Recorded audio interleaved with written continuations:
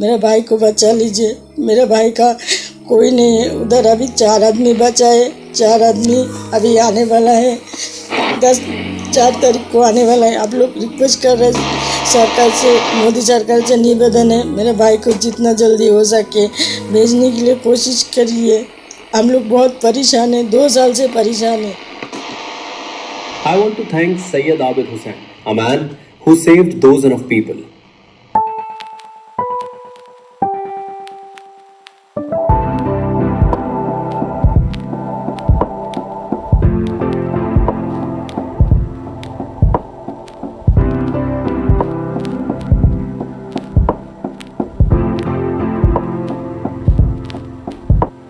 गिनता हूँ तो 1000 से ज़्यादा लोगों की रिहाई में करवा चुका हूँ, लेकिन 2-3 औरतें यही लखनऊ की हैं। आया के काम में औरतों को ले जाया जाता है दुबई और यूएई से ले जाते हैं ओमान। ऑथराइज तरीके से नहीं, अनऑथराइज तरीके से उस औरत को बेच देते हैं। ओमान में ले जा। हाँ, बेच देते हैं शेख से। मारने की धमकियाँ भी देता था, रुलाता भी था। मतलब इन्होंने जब मैं कॉल किया तो रोते हुए कॉल किया। मैं बाथरूम का जो फ्लश बॉक्स होता है, पानी वानी जब ख़त्म हो गया उस पानी को मैंने दिया। तो मैंने फिर एम्बेसी को ये पूरा मामला भेजा। तो एक दिन बोले कि एक लड़का आया, इसके गर्दन पे पैर रख के खड़ा हो गया, तो इसके नाक से ब्लड आ गया। अब ये इसने बचाव के लिए इसने क्या किया, उसी ब्लड से इसने खत लिखा और उस खत को लेके विंडो से नीचे गिरा दिया। तो कोई इंडियन था, उसको वो खत मिल गया, तो उसने 100 नंबर वहाँ की पुलिस को बुला लिया। तो कम से कम डीएनए के थ्रू उसके बारे में पता लग जाए सारी। लेकिन अभी तक उनका कोई अता ही पता नहीं चला कि वो हैं भी या नहीं।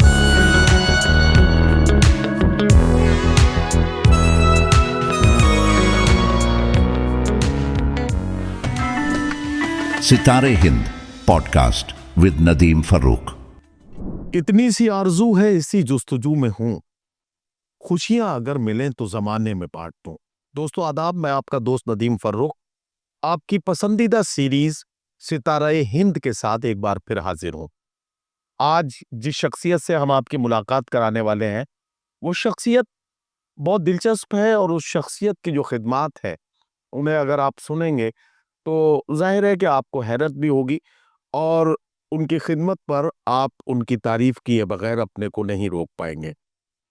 मैं आज आपकी मुलाकात कराने जा रहा हूं हमारे एक बहुत ही जोशीले नौजवान साथी और मेरे बहुत प्यारे दोस्त सैयद आबिद हुसैन साहब से। सैयद आबिद हुसैन साहब को इन दिनों रियल बजरंगी भाईजान के नाम से हिंदुस्तान और हिंदुस्तान से बाहर जाना और पहचाना जा रहा है। अब ये नाम इन्हें क्यों मिला है, ऐसा लोग क्यों कहने लगे हैं, ये आपको अभी बातचीत के दौरान समझ में आएगा। एक बात जरूर कहना चाहता हूं, आपने अगर फिल्म देखी हो बजरंगी भाईजान तो उसमें सलमान खान का जो किरदार था, सलमान खान के किरदार में आ, बजरंगी भाईजान ने एक बच्ची जो दूसरे मुल्क से हिंदुस्तान में आ गई थी या यहाँ किसी तरह से वो रह गई थी और उसको उसके घर तक पहुंचाने का जो जिम्मा उठाया था, इसीलिए सलमान खान को उस फिल्म में बजरंगी भाईजान का नाम मिला था। अब सैयद आबिद हुसैन साहब ने ऐसा क्या किया है जो उन्हें रियल बजरंगी भाईजान कहा जा रहा है, ये आप बातचीत में समझ पाएंगे। आइए डॉक्टर राहत इंदौरी के 4 मिसरे सुन लीजिए ताकि आपको बातचीत को समझना और बातचीत तक पहुंचना आसान हो जाए। काम सब गैर जरूरी है जो सब करते हैं और हम कुछ नहीं करते हैं, गजब करते हैं। आपकी नजरों में सूरज की है जितनी इज्जत, हम चरागों का भी उतना ही अदब करते हैं। तो आइए अब जरा सा मुलाकात कीजिए एक बार और उसके बाद जैसे जैसे आप बातचीत में मेरे साथ आगे बढ़ेंगे तो आपको लगेगा कि ये शेर मैंने क्यों सुनाए थे। आइए मुलाकात करते हैं सैयद आबिद हुसैन उर्फ रियल बजरंगी भाईजान से। आबिद भाई सलाम अलैकुम। बहुत बहुत वालेकुम अस्सलाम, बहुत शुक्रिया आपका। एक तो आपका बहुत शुक्रिया कि आपने हमारे इस पॉडकास्ट के लिए वक्त दिया। सुखनदान की तरफ से और इस सीरीज की तरफ से, सितारे हिंद की तरफ से और मैं अपनी तरफ से बजाते खुद आपका बहुत शुक्रगुजार हूँ। आपका भी बहुत बहुत शुक्रिया कि आपने इतने बड़े मंच पर और इतने अच्छे पॉडकास्ट जिसको मैं बराबर देखता रहता हूँ, और बड़ी-बड़ी शख्सियतों से आप मुलाकात कराते हैं। आज मुझे उस मंच पे बैठने का मौका मिला। ये आपके लिए ये बड़ी ये मोहब्बत नवाज़ी कि मुझे मौका मिला। ये मोहब्बत है आपकी। और असल में आबिद भाई, हमने ये जो सीरीज जब बनाई थी तो हमारा इरादा यही था कि मुख्तलिफ शोबाजात में काम करने वाले जो नुमाया किरदार अदा करने वाले लोग हैं, वो किसी भी फील्ड में अगर कोई एक्स्ट्रा ऑर्डिनरी काम कर रहे हैं तो हम ऐसी शख्सियात को तलाश करके उनको अपने नाजरीन के साथ, अपने व्यूअर्स के साथ मिलाते हैं और उनसे उनकी मुलाकात कराते हैं। तो आज जाहिर है आपका वक्त मिला, तो फिर से आपका शुक्रिया। अब हम अपनी बातचीत का सिलसिला शुरू करते हैं। सैयद आबिद हुसैन जो इस वक्त भोपाल में रहते हैं, जी। है ना? जी, मैं भोपाल में रहता हूँ इस वक़्त। अब जाहिर है कि भोपाल में रहते हैं, तो क्या आपका आबाई वतन भी भोपाल है? नहीं, मेरा आबाई वतन किचौसा शरीफ है और वो ज़िला अम्बेडकर नगर। जी, अम्बेडकर नगर ओके। का छोटा-सा गाँव है रुद्रपुर भगाई, अच्छा। वहाँ मेरी पैदाइश हुई है। ओके। और वहाँ से फिर हिजरत करके मैं भोपाल पहुँचा हूँ और भोपाल में मैं मुकीम हूँ इस वक्त और अपने कारोबार के सिलसिले में और ये सोशल काम के सिलसिले में मैं वहीं रहता हूँ। अच्छा, अच्छा। और ये मैं थोड़ा सा बताना चाहूँगा कि सन 1999 में मैं हाई स्कूल में था और जब एग्ज़ाम हुआ और मैं फेल हुआ तो हमारे उत्तर प्रदेश में, जबकि आप भी उत्तर प्रदेश के रहने वाले हैं, तो उत्तर प्रदेश का एक ये रिवायत है कि अगर आप पढ़ते हैं तो पढ़ाया जाता है और अगर आप नहीं पढ़ते हैं तो आपको प्रदेश भेज दिया जाता है। वही वही वाक़या मेरे साथ दरपेश आया और मैं 1999 में दिल्ली चला गया। अच्छा, अम्बेडकर नगर से दिल्ली। दिल्ली चला गया और दिल्ली में मैंने मेहनत मज़दूरी की और मैं पेंटर हूँ। बतौर मैं पेंट का काम करता हूँ। पेंट मतलब ये जो आजकल देखते होंगे कि जो दीवारों पे हाइलाइटर वॉल होती है, ड्राइंग वॉल होती है, उसका काम मैं करता हूँ। हाँ, मतलब स्पेशलाइजेशन है उसमें, जी। एक नॉर्मल पेंटर नहीं, लेकिन स्पेशलिटी के साथ आपका कुछ काम। शुरुआत तो मैंने नॉर्मल पेंटर से ही की थी, लेकिन मेरा ज़हन थोड़ा इसमें था कि मैं कुछ अलग करूँ इस लाइन में भी, तो मैंने ये हाइलाइटर वॉल का काम वहाँ पे शुरू किया और इसी काम के सिलसिले में दिल्ली से भोपाल गया था। अच्छा। 2006 ओके। 2006 में एक होटल नूर सबा का नाम सुना होगा। हाँ। भोपाल में बड़ा फेमस होटल है, होटल नूर सबा पैलेस। जी। तो उस होटल में मुझे 10 रूम के काम के लिए भेजा गया था और वहाँ 10 रूम की एक दीवार को मुझे हाईलाइट करना था। और नदीम भाई, भोपाल एक ऐसा शहर है कि आप अगर भोपाल आएँगे ना, हुँ। तो आपका खुद दिल कहेगा यहाँ रुक जाऊँ।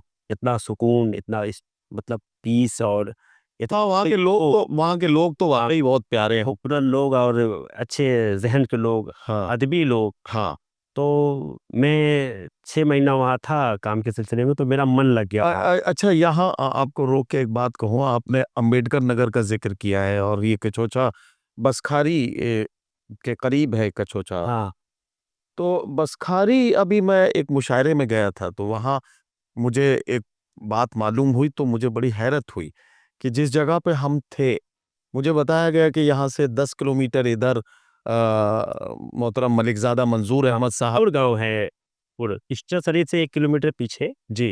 भिदुर गाँव है, वहाँ पे मलिकज़ादा साहब का आबाई। हाँ, और वहाँ से 7-8 किलो और बसखारी से मुश्किल से 3-4 किलोमीटर लेफ्ट है, आप जब जाएँगे आज़मगढ़ वाले रोड पर, तो वहाँ बुकिया एक गाँव है, जहाँ पे सदी के सबसे बड़े शायर डॉक्टर बशीर बद्र साहब। अकबर साहब हाँ, डॉक्टर बशीर बद्र का साहब आबाई वतन है। उनका आबाई वतन। बसखारी से जब टांडा अपोजिट आप जौनपुर की तरफ जाएँगे, हाँ। तो जलालपुर एक तहसील पड़ती है। ओके, वहाँ के अनवर जलालपुरी साहब हैं। तो आप समझिए कि ये 3 बड़ी अदबी शख्सियत और उसके बाद हज़रत मखदूम अशरफ रहमतुल्लाह। सिमनानी रहमतुल्लाह अलैह।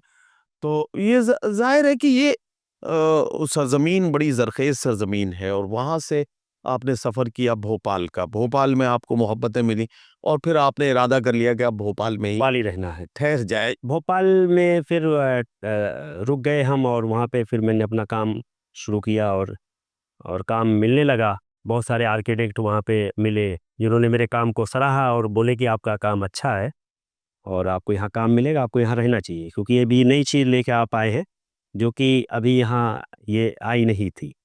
दिल्ली बम्बई बड़े शहरों में तो ये काम था, लेकिन मुझे लगता है कि भोपाल में ये नया है, अच्छा। तो उसका मुझे फ़ायदा मिला। हम्म। हाँ, तो 2007 से लेकर 2014 तक में फुर्सत नहीं थी मुझे। कहते हैं ना कि बाल फुजाना की फुर्सत है, तो ऐसी नौयत थी मेरी ज़िंदगी में और मैं एकदम अपने काम में बहुत बिज़ी था और सुबह काम पे जाना, शाम में घर आना, सो जाना, फिर उठना। तो लेकिन मुझे थोड़ा-सा मैं सोशल भी था, ऐसा नहीं है कि ज़हन मेरा सोशल इसलिए था कि उस वक़्त आपने सुना होगा अन्ना आंदोलन चल रहा था, तो अन्ना आंदोलन से भी मैं ऐसे ही मुतासिर हुआ था। जबकि अन्ना आंदोलन का जो रिजल्ट है वो अच्छा नहीं है, लेकिन अ, क्योंकि जितने भी उस ज़माने के यूथ थे, हम हमारी उम्र के हाँ, लोग उससे जुड़ रहे थे, हाँ, तो लोगों को अच्छा लग रहा था कि एक ईमानदार मुल्क बने और उसके लिए लोकपाल बने और उसके लिए आए और पब्लिक के बातों पे सारा कमान हो, पब्लिक फैसला करे। जी, ये सारी जो चीज़ अन्ना जी ने बताई थी वो मुझे अच्छी लगी थी, तो और वो बोल रहे थे उसके। हल्का-फुल्का मैं अन्ना से जुड़ा और मैं कुछ व्हाट्सएप ग्रुप में मैं जुड़ गया था उस क्योंकि मीडिया से बातचीत होने में तो एक सनव्वर भाई थे, वो गीता नाम की बच्ची आई हुई थी उस ज़माने में, आपने सुना होगा। पाकिस्तान से ईदी फाउंडेशन वालों ने एक बच्ची पाला था, जिसका नाम था गीता, तो वो इंडियन थी और वो बच्ची मूक बधिर थी, वो बोल नहीं पाती थी। तो जब वो इंडिया आई और सुषमा जी उस वक्त हयात थी और सुषमा जी की ही कारगुजारियों से वो बच्ची भारत आई, तो एक खुशी का माहौल था पूरे भारत में। और मतलब ये बजरंगी भाईजान की रिवर्स कहानी है कुछ इस तरह की कि यहाँ की बच्ची वहां पर थी, वहां से। वही बताने जा रहा हूँ कि ये ओके ओके। मेरी ज़िंदगी में कहाँ से टर्निंग पॉइंट आया कि मैं एक पेंटर जो ये सब चीज़ों हाँ, जाहिर है अपनी रोजमर्रा की जिंदगी में बहुत मसरूफ थे आप और सोशल वर्क। मैं एक मतलब ऐसे कोई काम करने लगा जो मेरे कभी ख्यालों में भी नहीं था।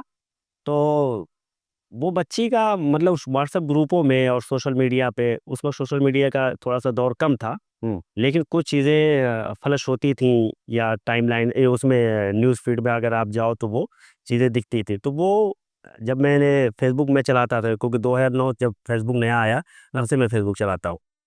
तो एक व्हाट्सएप ग्रुप था सनाउल्लाह भाई का, तो उन्होंने उसमें डाला कि गीता आई तो बड़ी खुशी की बात है, रमज़ान कब जाएगा?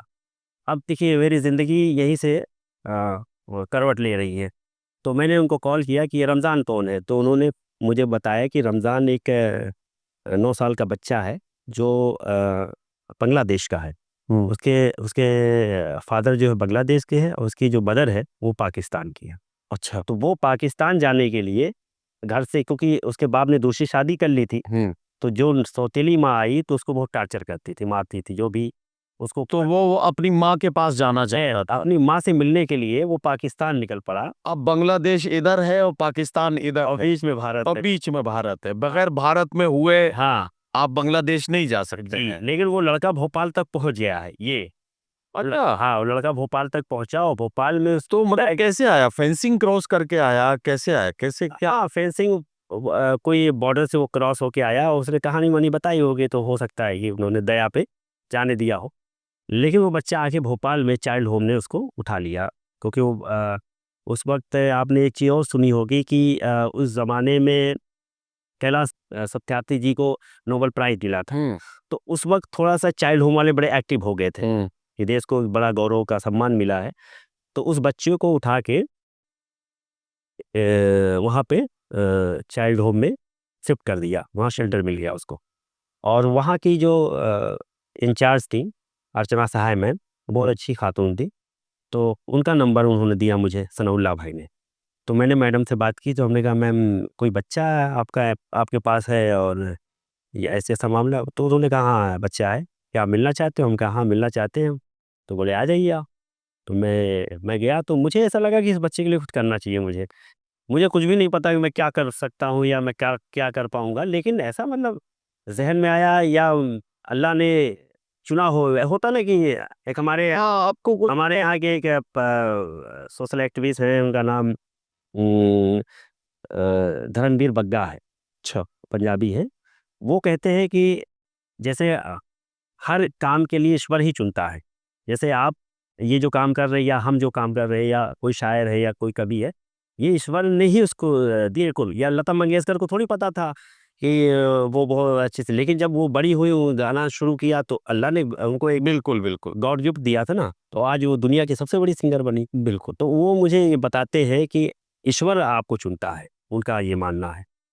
तो मैं उस बच्चे से मिलने गया इसी धारणा को ले। अब आप उस चाइल्ड होम में गए, हाँ। शेल्टर होम में, जो जहाँ उस बच्चे को रखा गया था, वहाँ गए और आपने अब बच्चे से मुलाकात। हाँ, बच्चे से मुलाकात मुलाकात की, बच्चे को बुलाया गया, उसे मिलवाया। बच्चे का फ़ोटो मैं दूँगा आपको। हम्म। तो बच्चा आया, मैंने उससे कुछ बातचीत की, बहुत अच्छा बच्चा, बड़ा होनहार, तेज़ बच्चा था। अच्छा। उस वक़्त वो 12 साल का हो गया था। फिर उसके बाद उस बच्चे से मुलाकात की मैंने, उसके कुछ पिक्चर वगैरह, और मैं तो वो बांग्लादेश में रहता था, तो वो बंगाली बोलता होगा मेरे ख्याल। नहीं, हिंदी हिंदी जानने लगा था।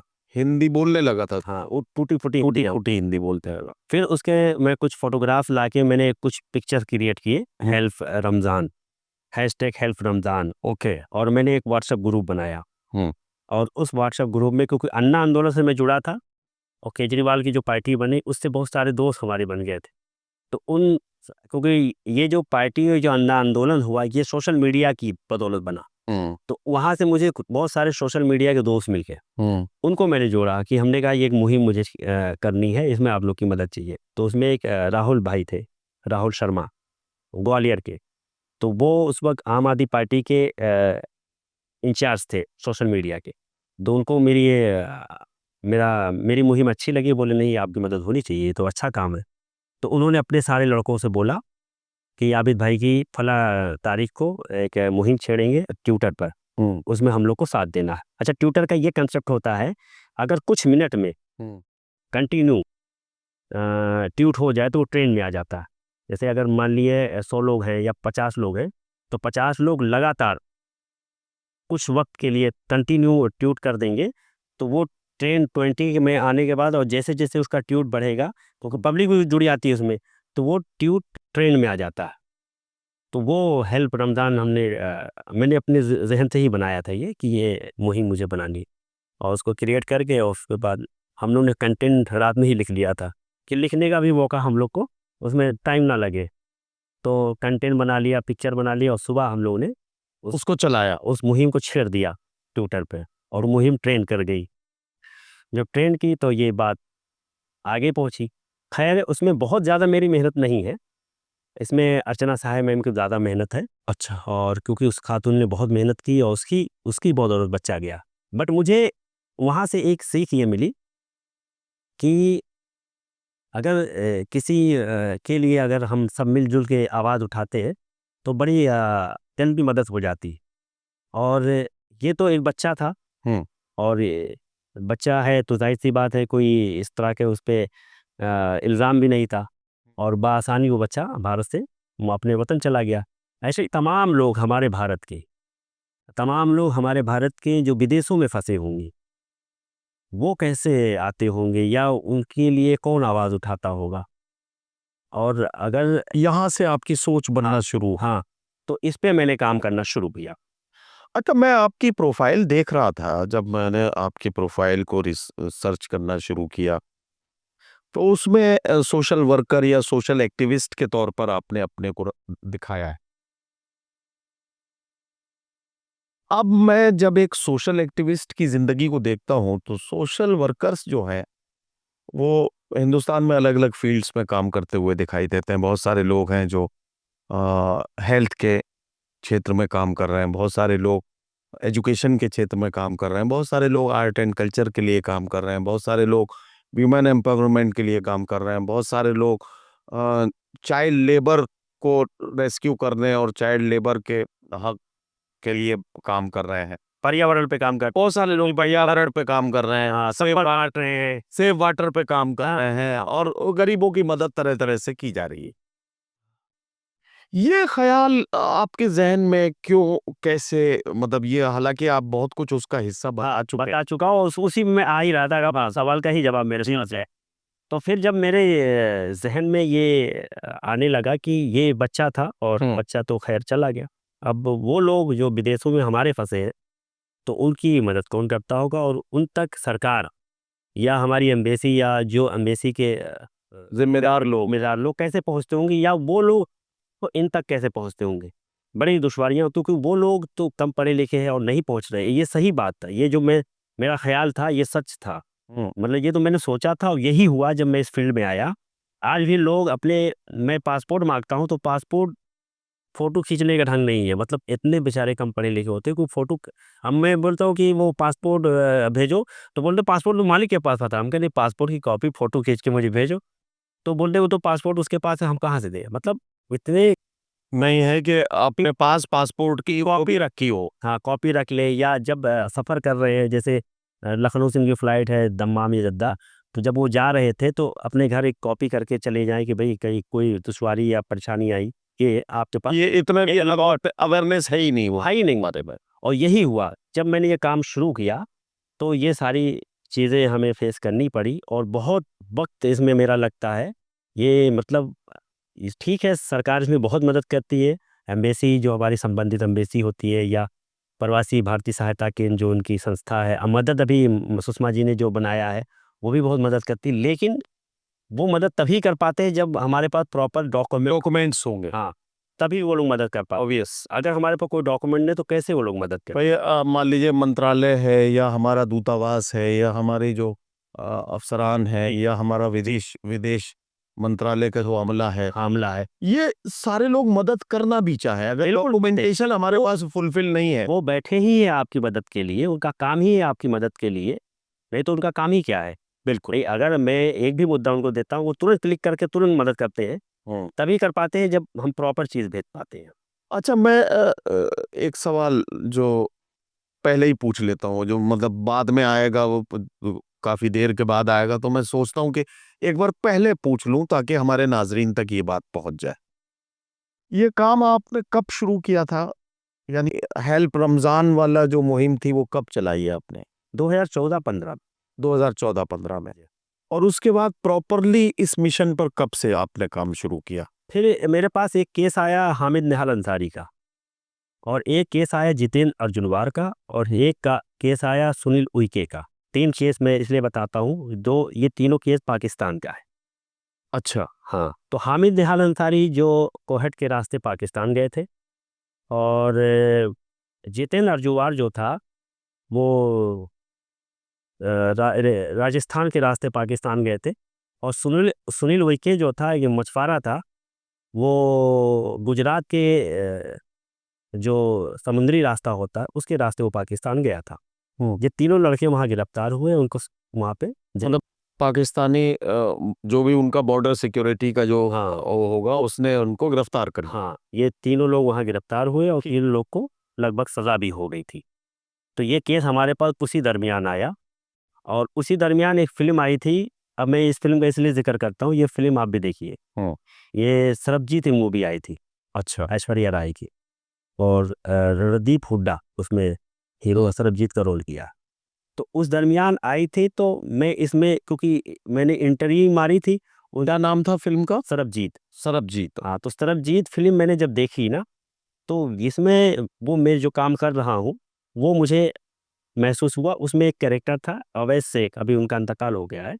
वो पाकिस्तान के एक वकील थे, तो वो सरबजीत की मदद वहाँ पे पाकिस्तान में रह के कर रहे थे, और इस कदर कर रहे थे कि वो हिंदुस्तान तक आए थे डॉक्यूमेंट वगैरह के लिए, वो उसकी बहन दलबीर कौर से मिलने।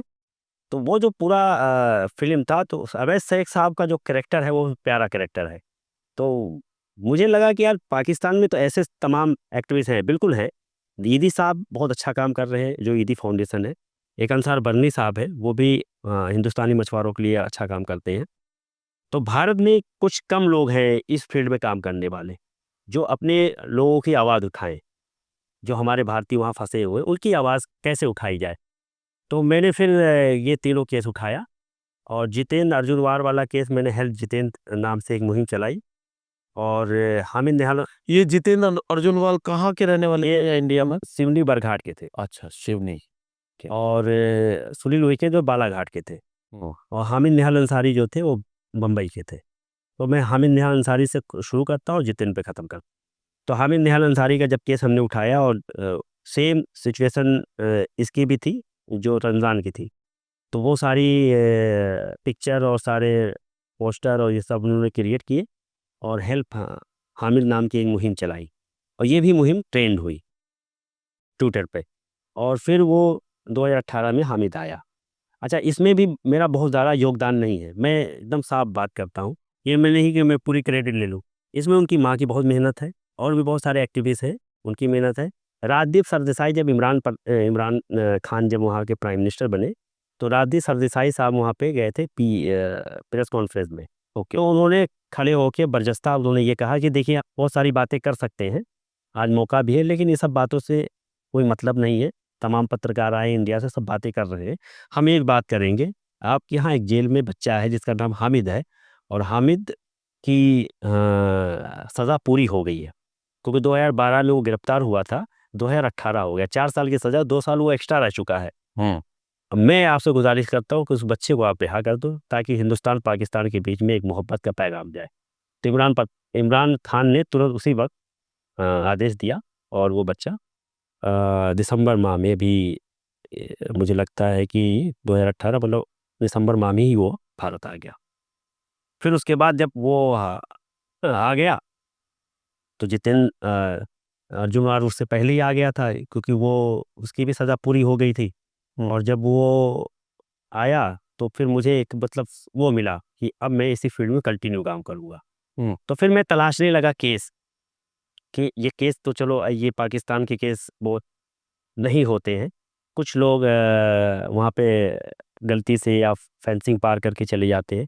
गल्फ की तरफ क्या हालात हैं हमारे भारतीयों की, या मलेशिया में, या और भी मुख्तलिफ जो कुवैत में, कतर में, में, बहरीन में, वो गल्फ कंट्रीज में हाँ, मैं यूट्यूब वगैरह ज़्यादा लोग हमारे उधर ही जा। यूट्यूब वगैरह पे मैंने सर्चिंग की, है ना, यूट्यूब पे और गूगल पे, तो वो बहुत सारे केस हमको मिले। फिर मैंने उनके परिवार से संपर्क किया कि भाई आपका लड़का जो है वो कहाँ फंसा, तो बताए यहाँ फंसा है। तो मैंने फिर उनकी डिटेल मंगवाई, फिर इस विषय में मैंने काम करना शुरू किया। और आज अल्हम्दुलिल्लाह मैं जो डाटा के लिए तो काम नहीं करता हूँ, लेकिन एक आंकड़ा है जो मेल वेल के ज़रिए मैं केस भेजता हूँ, तो वो मैं गिनता हूँ, तो 1000 से ज़्यादा लोगों की रिहाई मैं करवा चुका हूँ। अच्छा, ये जो 1000 लोगों की रिहाई या 1000 लोगों को वापस लाने की जो आपकी बड़ी कोशिश है, इस कोशिश को करने में ज़ाहिर है कि आपके बहुत सारे लोगों की मदद आपको मिलती होगी। अलग-अलग केसेस में आप जब कोशिश करते होंगे तो अलग-अलग तरह के लोगों की मदद मिलती होगी। क्या इसमें कभी आपको किसी तरह के डिस्कम्फर्ट का सामना करना पड़ा कि कभी कोई इंक्वायरी आप ही के खिलाफ सेटअप हो गई हो, कभी कोई सरकारी दफ्तर जो है वो आपके खिलाफ कोई जांच करने लगा हो, ऐसा कभी कुछ? नहीं, नहीं, ऐसा कभी नहीं हुआ, बल्कि बताना मैं चाहूँगा कि सरकार का और विदेश मंत्रालय का और उनकी जो संस्था है, मदद या प्रवासी भारतीय सहायता केंद्र पीबीएस के, और जहाँ-जहाँ की एम्बेसी है, वो सब बहुत सपोर्ट करते हैं मेरा, है ना? तो वो इतना मैं केस भेज चुका हूँ, तो वहाँ पे जैसे मेरा जो मेल है, मेल के ज़रिए मैं केस भेजता हूँ, तो वो जैसे उनके पास मेल मेरा सेव हो गया है, तो मैं जब केस भेजूँगा तो वो पहले ही क्लिक कर लेंगे कि अब इसका केस आया, तो ज़ाहिर-सी बात कुछ सीरियस बात है। और मैं केस जो मेरे पास आता है, पहले उसकी जाँच करता हूँ। पहले 2-3 दिन मैं उसको रोक देता हूँ, पहले समझ लेता हूँ। फिर उसके बाद लगता है कि हाँ, ये जेन्युइन लोग हैं, तो ही मदद के लिए मैं आगे बढ़ाता हूँ। बीच में क्या हुआ कि फर्जी लोग भी वीडियो भेजने लगे। बहुत सारी वीडियो नहीं वायरल हो जाती, हुँ। तो उससे फिर पता चलता है कि वो लोग खुद बताते हैं कि यार आबिद भाई, ये तो फर्जी केस आप भेज रहे हैं, कम से कम इसका जाँच कर लिया कर। तो वो मैं क्लियर कर लेता हूँ, और क्लियर करने के बाद जब मैं भेजता हूँ, तो 100% मदद होती है। और दूसरी बात, जहाँ तक ये इंक्वायरी इस टाइप की जो बात आपने पूछी, ये ऐसा कभी नहीं हुआ, बल्कि हमारे उत्तर प्रदेश में, यहाँ के हम रहने वाले हैं, यहाँ पे एक डिपार्टमेंट होता है एलआईयू। एलआईयू का काम है, जहाँ तक मैं जानता हूँ, वो पासपोर्ट की इंक्वायरी वगैरह का काम करते हैं। तो मुझे लगता है कि ज़िले में जब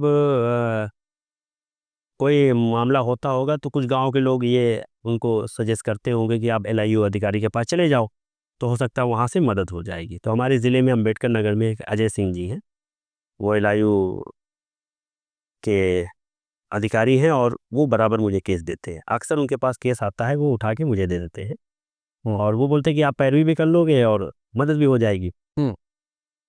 तो उन्होंने एक केस दिया था बलराम और गोविंद का। ये एक बाप बेटे की कहानी है। तो ये दोनों लोग दुबई गए एक एजेंट के। ये बहुत दर्दनाक कहानी है।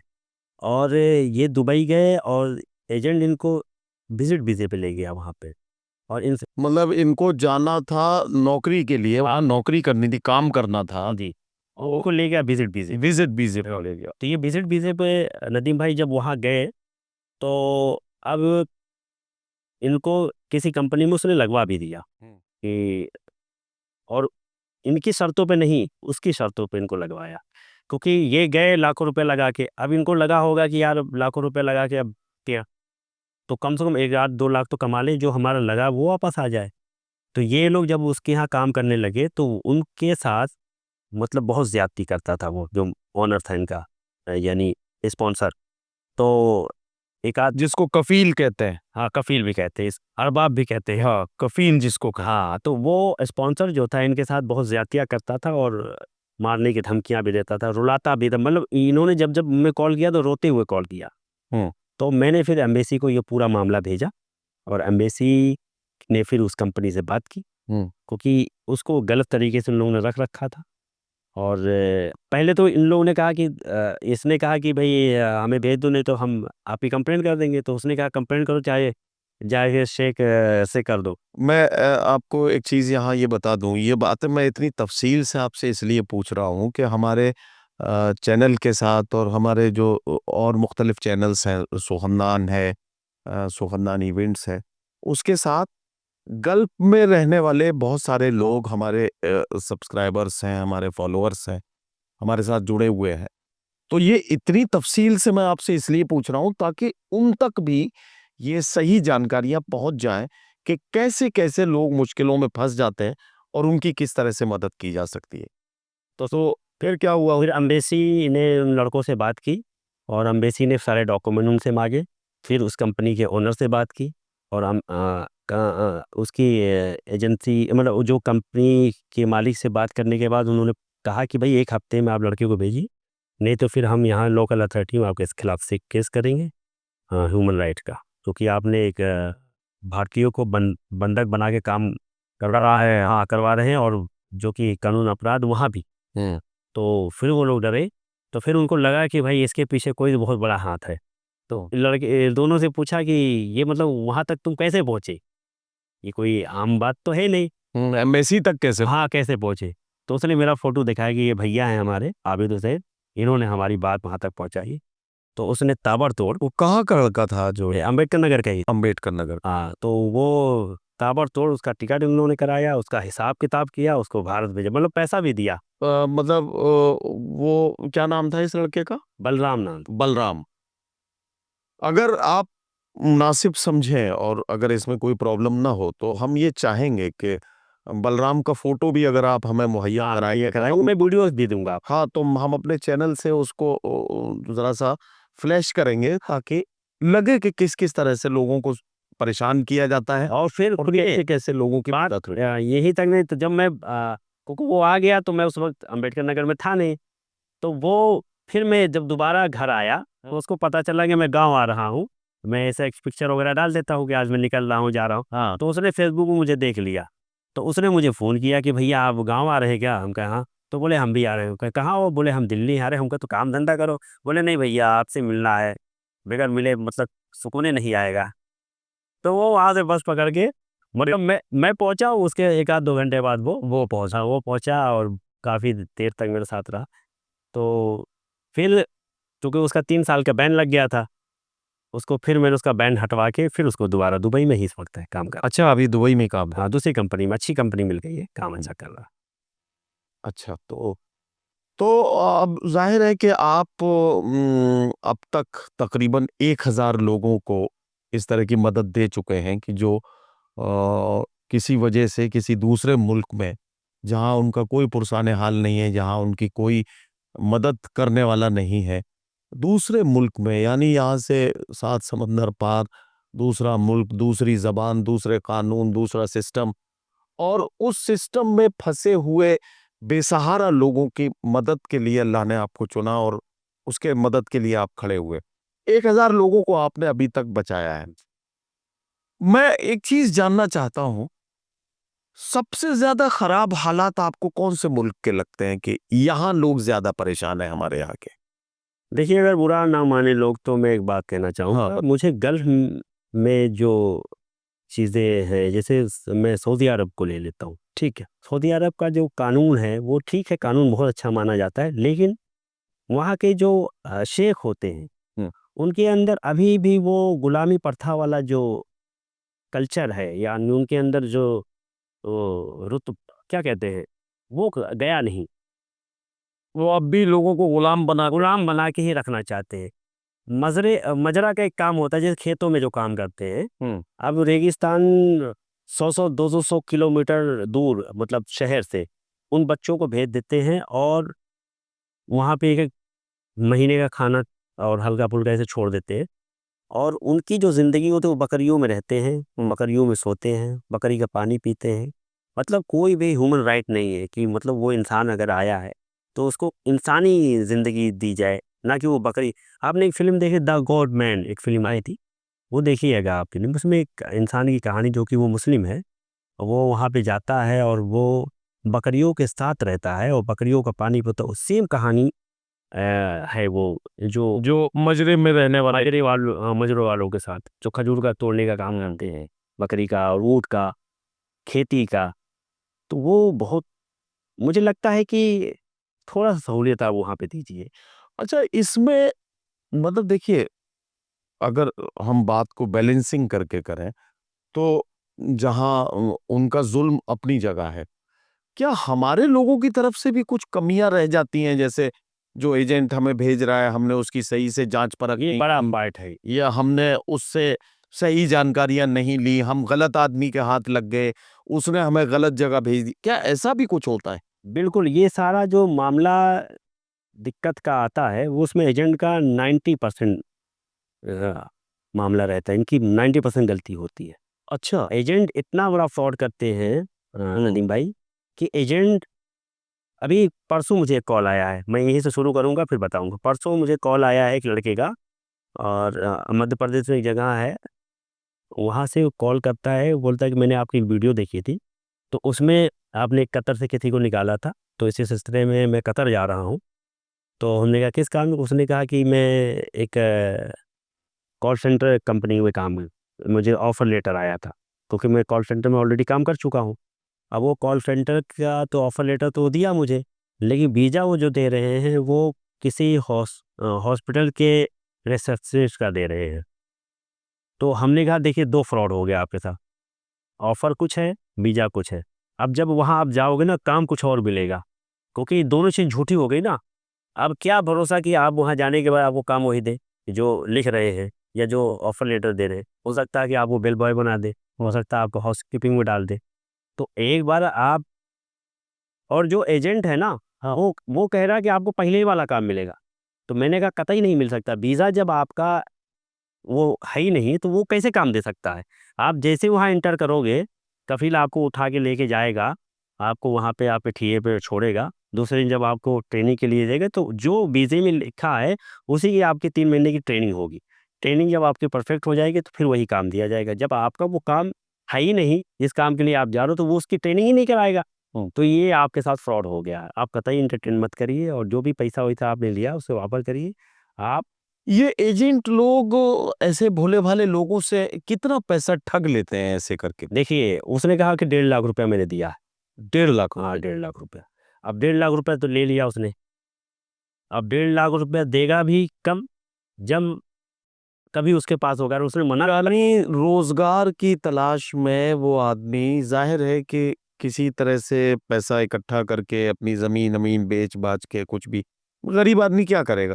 तो वो बेच-बाच के अपना उसने 1.5 लाख रुपया एजेंट को दिया, अब उसके थ्रू उल्टे-सीधे कागज़ों के साथ उसको भेज दिया गया। हाँ, अब वहाँ जाके वो एक उलझन में फँस गया कि उसके कागज़ प्रॉपर नहीं है, उसका कफ़ील उसे परेशान करता है। क्या? मैं ऑफ़र लेटर कुछ है, वीज़े में कुछ लिखा है, और वहाँ जाके कुछ और काम दिया जाएगा। बोले ओके, अब कोई भरोसा तो है नहीं ना, अब वो भाग सकता नहीं भाग है, सकता नहीं। उसका पासपोर्ट कफ़ील के पास है। जी। ओहो! अब वो वहाँ से निकल नहीं पाएगा, अब फिर क्या करेगा बेचारा? गुहार लगेगा, वहाँ पे तड़पेगा, फिर मदद के लिए हमसे बोलेगा या सरकार से बोलेगा। लेकिन अब उसका जो को मेंटली ट्रामा उसको मिला, उसका पैसा गया, उसका वक्त ज़ाया हुआ, तो कितना नुकसान सहने के बाद उसको मिला कुछ नहीं, ज़ीरो मिला। तो मेरा बस इतना कहना है आपके सभी देखने वाले को कि आप विदेश जाइए, और लेकिन बहुत प्रॉपर तरीके से जाइए। गूगल पे आप सारी चीज़ें मुहैया है, उसकी एक गाइडलाइन है, उस गाइडलाइन को फॉलो करके जाइए। क्या मुझको दिक्कत क्या है? अरे वाह। हाँ, अगर आपको जाना है, जाना थोड़ी खराब बात है, लेकिन प्रॉपर जो एक तरीका है उस तरीके से आप जाइए। तो इस तरह एजेंट अभी मुझे एक अहमद नाम के लड़के ने कॉल किया था। मैं जैसे जैसे कहानियाँ याद आती हैं मैं बताता हूँ। अच्छा, ये एजेंटों का कोई ऐसा कोई तरीका नहीं होता कि आदमी समझ जाए कि ये एजेंट जेन्युइन है, ये प्रॉपर एजेंट है, या ये एजेंट गड़बड़ है? अगर ज़बानी बात कर रहा है, हाँ। सारी बातें ज़बानी कर रहा है, तो वो फ्रॉड कर रहा है। अगर लिखित में कोई चीज़ दे रहा है हाँ। तो सही है। अच्छा। हाँ, ज़बानी बात करने वाला ही गलत है, वो फ्रॉड कर रहा है, कि मतलब वो तैयारी कर लिया कि आपके साथ फ्रॉड होना है। नहीं, अब यहाँ पर मैं एक सवाल मेरे ज़हन में आता है कि क्या हमारी गवर्नमेंट को इस तरह की कोई रेगुलेशन अथॉरिटी बनानी चाहिए? जैसे हर उसकी होती है, जैसे मान लीजिए इंश्योरेंस की फील्ड में आईआरडीए काम करता है, सेबी उस फील्ड में काम करती है, इस तरह की अलग-अलग अथॉरिटीज़ हैं। तो क्या ऐसी कोई अथॉरिटी होनी चाहिए जो एक्सटर्नल अफेयर्स के इन मामलों में, जहां हमारे बच्चे, हमारे भाई, हमारे घर से हमारे लोग जो हिंदुस्तान से बाहर रोजगार की तलाश में जाते हैं, उनके साथ कोई फ्रॉड ना हो, उस चीज को जांचने परखने के लिए कोई रेगुलेशन अथॉरिटी बननी चाहिए? क्या इसकी मांग हमें करनी चाहिए? मैं बिल्कुल समझता हूँ। करनी चाहिए, और तो ये ऑलरेडी है, ये अच्छा। कानून है। जी। 1984 एक्ट के तहत, है ना, इंदिरा गांधी जब हयात थी, तो उस ज़माने में एक एक्ट बना था, और उसके तहत आप विदेश जब जाएं, और जो भी आपके साथ मुआहदे किए गए हैं, उस मुआहदे के एक भी परसेंट वो सामने वाला खरा नहीं उतरता है, तो आप विदेश मंत्रालय या एम्बेसी को कंप्लेंट करके अपनी एजेंसी के खिलाफ केस कर सकते हैं। सपोज कर अच्छा, ये उस कानून में है जो 1984 का जो है। अब सुनिए, जैसे सपोज करिए कि एक एजेंसी है, और एजेंसी क्या करती है, वो सब एजेंट उसने बना रखे हैं। ये जो फ्रॉड होता है वो एजेंसी कम करती है, एजेंट ज़्यादा करते हैं। एजेंट अब एजेंसी क्या डायरेक्ट लोगों तक नहीं पहुंच पाती, तो हर ज़िले में हर जगह-जगह उसने अपने एजेंट सब बना। एजेंट बना रखे हैं। तो सब एजेंट का क्या होता है कि उनको ये काम देती है कि अब सऊदी अरब में मुझे 5 पेंटर या 10 कारपेंटर इस टाइप के आदमी चाहिए। ये लोग क्या करते हैं, इसमें एक और फ्रॉड हो रहा है, ये सुनिए। ये लोग क्या करते हैं कि अब ये ज़्यादा मेहनत नहीं करते, ये जो एजेंट होते हैं इनको मेहनत नहीं करना है। कह दिया कि भाई तुम्हें पेंटिंग काम में 3 महीना वहाँ जाके सीख लेना, काम बढ़िया है, इतना इतना तुमको मिल जाएगा। और उसने क्या किया, हाँ ठीक है साहब, हमको भेज दीजिए, बेरोजगार है, चलो। तो क्या होता है कि फर्जी सर्टिफिकेट बनवा के और वहाँ पे झोल झाल करके उन्होंने जाके वहाँ वेरीफाई करवा दिया, और लड़के का वो एग्ज़ाम करवा के पास भी करवा दिया। अब वो लड़का जब यहाँ से गया सऊदी अरब, हुँ। तो जो कफ़ील जिसने आपको बुलाने के लिए 3 साढ़े 3 4 5 लाख रुपए खर्चा किया है, हुँ। भाई उसका भी तो खर्चा आया। ये जितने खर्चे होते हैं जो एजेंसी को दिए जाते हैं, हुँ। वो एजेंसी दोनों तरफ से लेती है। इधर से भी और उधर हाँ, से। एजेंट से मतलब ये कैंडिडेट से भी लेती है और कंपनी से भी लेती है। हुँ। तो ये कंपनी को नहीं पता होता कि इस लड़कों से भी वहाँ लिया गया है। ये टोटल जो वीज़ा होता है, खर्चा होता है, यहाँ तक ये सारा वो कंपनी देती है। कंपनी सब फ्री देती है। मतलब ये इनको खाली बंदा देना है, और उसके बाद इनको अलग से वो भी देती है, कमीशन भी देती है। तो लेकिन ये लोग क्या करते हैं कि ज़्यादा पैसा के कमाने के चक्कर में इन लड़कों से भी पैसा लेते हैं, और अगर वो क्वालीफाई नहीं है, पेंटर के काम में क्वालीफाई नहीं है, कारपेंटर काम में क्वालीफाई नहीं है, क्योंकि उनको टारगेट पूरा करना, तो उठा के एड़े-टेढ़े लड़के वहाँ भेज दिए। अब वो जिस जिस कंपनी में वो लड़का गया है, सपोज़ करिए कि वो पेंटिंग के काम में आया है, और उसको पेंट का काम नहीं आता, तो वो भी ठगा महसूस करेगा ना। हाँ, सिर्फ पैसा लगा के जिसने पैसा लगा के बुलाया है, हाँ। वो भी समझेगा कि मेरे साथ फ्रॉड हुआ है। फ्रॉड हुआ है। तो अब वो तो काम लेगा ही, वो काम लेगा ही। तो वो 3 महीने तक सख्ती करता है वहाँ पे। हुँ। ये सही बात है, 3 महीने तक। तो उसी 3 महीने में आपको भी अधिकार देता है कानून। तो उस 3 महीने में अगर आप पे सख्ती हो, या आपके साथ कोई ज़्यादती हो, तो आप अपनी एजेंसी के खिलाफ कंप्लेन एम्बेसी में करें और एजेंसी फ्री ऑफ कॉस्ट आपको इंडिया बुला के अच्छा, ये तो चलिए आपने गल्फ की बात बताई। मैं एक दूसरे इंसिडेंट से इस बात को जोड़ रहा हूँ। अभी पिछले दिनों ये हुआ कि हमारे यहाँ से कुछ नौजवान किसी एजेंसी के थ्रू रूस किसी नौकरी के सिलसिले में भेजे गए। एक एजेंसी ने यहाँ से बहुत सारे नौजवानों को रूस भेजा और उनसे ये कहा गया कि वहाँ आपको इस तरह की नौकरी है और वहाँ आप नौकरी होमगार्ड की नौकरी और मिलिट्री वहाँ पता नहीं होमगार्ड और वहाँ जाकर उनको जबरदस्ती, उनके न चाहते हुए उनको जबरदस्ती आर्मी की ट्रेनिंग कराई गई और ट्रेनिंग भी कच्ची पक्की कराई गई और उसके बाद उनको यूक्रेन युद्ध में डाल दिया गया। ये केस हमारे पास बहुत आए हैं। तो हमारे यहाँ के, हमारे मुल्क के बहुत सारे बच्चे रूस यूक्रेन जो वार था, जो हुई वार, इसमें हमारे यहाँ के बहुत सारे बच्चे, चूंकि उनकी ट्रेनिंग प्रॉपर नहीं थी, उनको प्रॉपर कोई उनका गाइडेंस नहीं था, उनको तो ये था कि उनको गैर जरूरी समझ के अननेसेसरी वेपन्स उनके हाथ में दे दिया और उनको कुदा दिया, भीड़ का हिस्सा बनाने के लिए उनको जंग में डाल दिया। हमारे बहुत सारे बच्चे उसमें उसके शिकार हो गए और मुझे ऐसे मालूम है कि मैं जहाँ का रहने वाला हूँ, बुनियादी तौर पर मेरा जो आबाई वतन है, वहाँ का हमारे पड़ोस का एक बच्चा उसमें फंस गया था उसमें।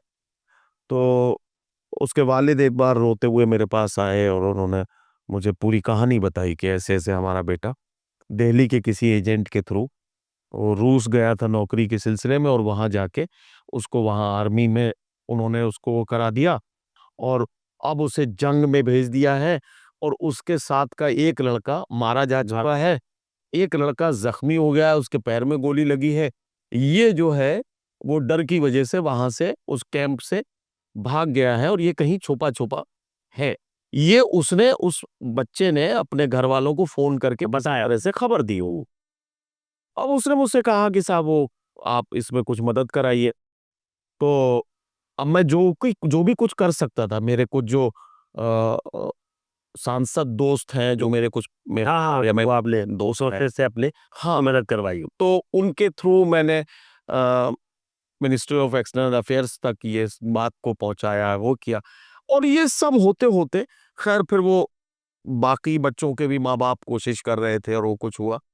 तो उसमें जो बच्चे उस वक्त तक बच गए थे, उनमें से कुछ बच्चे वापस आ गए और बाकी का मुझे बहुत ज्यादा इसकी जानकारी नहीं, लेकिन ऐसा भी हुआ है, ऐसा हुआ मेरे पास ऐसे कई केस आए हैं और एक केस अब आप पढ़िएगा गूगल पर है, अजहरुद्दीन नाम का। अजहरुद्दीन आजमगढ़ के रहने वाले हैं और इसी तरह उनको भी भेजा गया जिनके माध्यम से उनके साथ 7-8 लड़के और गए थे, वो भी आजमगढ़ के ही थे।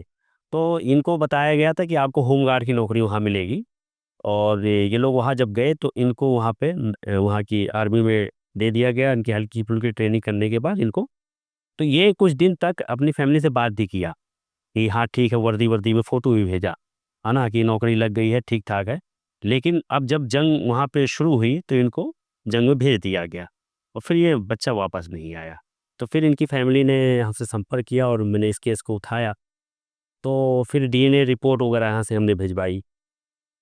तो डीएनए रिपोर्ट का मतलब ये है कि मुझे लगता है कि वो अगर वो बच्चा मान लीजिए अब नहीं बचा है, हाँ, तो कम से कम डीएनए के थ्रू उसके बारे में पता लग जाए सारी चीज़। लेकिन अभी तक उनका कोई अता ही पता नहीं चला कि वो हैं भी या नहीं है, जिंदा है या नहीं है। और हाँ, लेकिन अब वो फैमिली और तमाम लोग ऐसे फ़ोन कर रहे हैं कि भैया आप बताइए। तो मैं उसमें मतलब इस तरह का फ्रॉड हो रहा है कि वहाँ पे ले जाके मिलिट्री को दे देना और बच्चों का कोई पुराने हाल नहीं कि वो जिंदा है भी है कि मर भी गए। ओहो, तो बहुत सारे उसमें बच्चे नहीं बचे हैं और बहुत सारे बच्चे जो वापस आए हैं, तो उन्होंने वहाँ की स्थिति बताई कि इतनी बुरी हालत है वहाँ पे, ना तो सैलरी दे रहे हैं, सैलरी भी नहीं दे रहे हैं। ये जो बच्चे गए हैं सैलरी वैलरी थोड़ी पा रहे हैं, बट अच्छा, हाँ, इनका सिर्फ इस्तेमाल हो रहा है।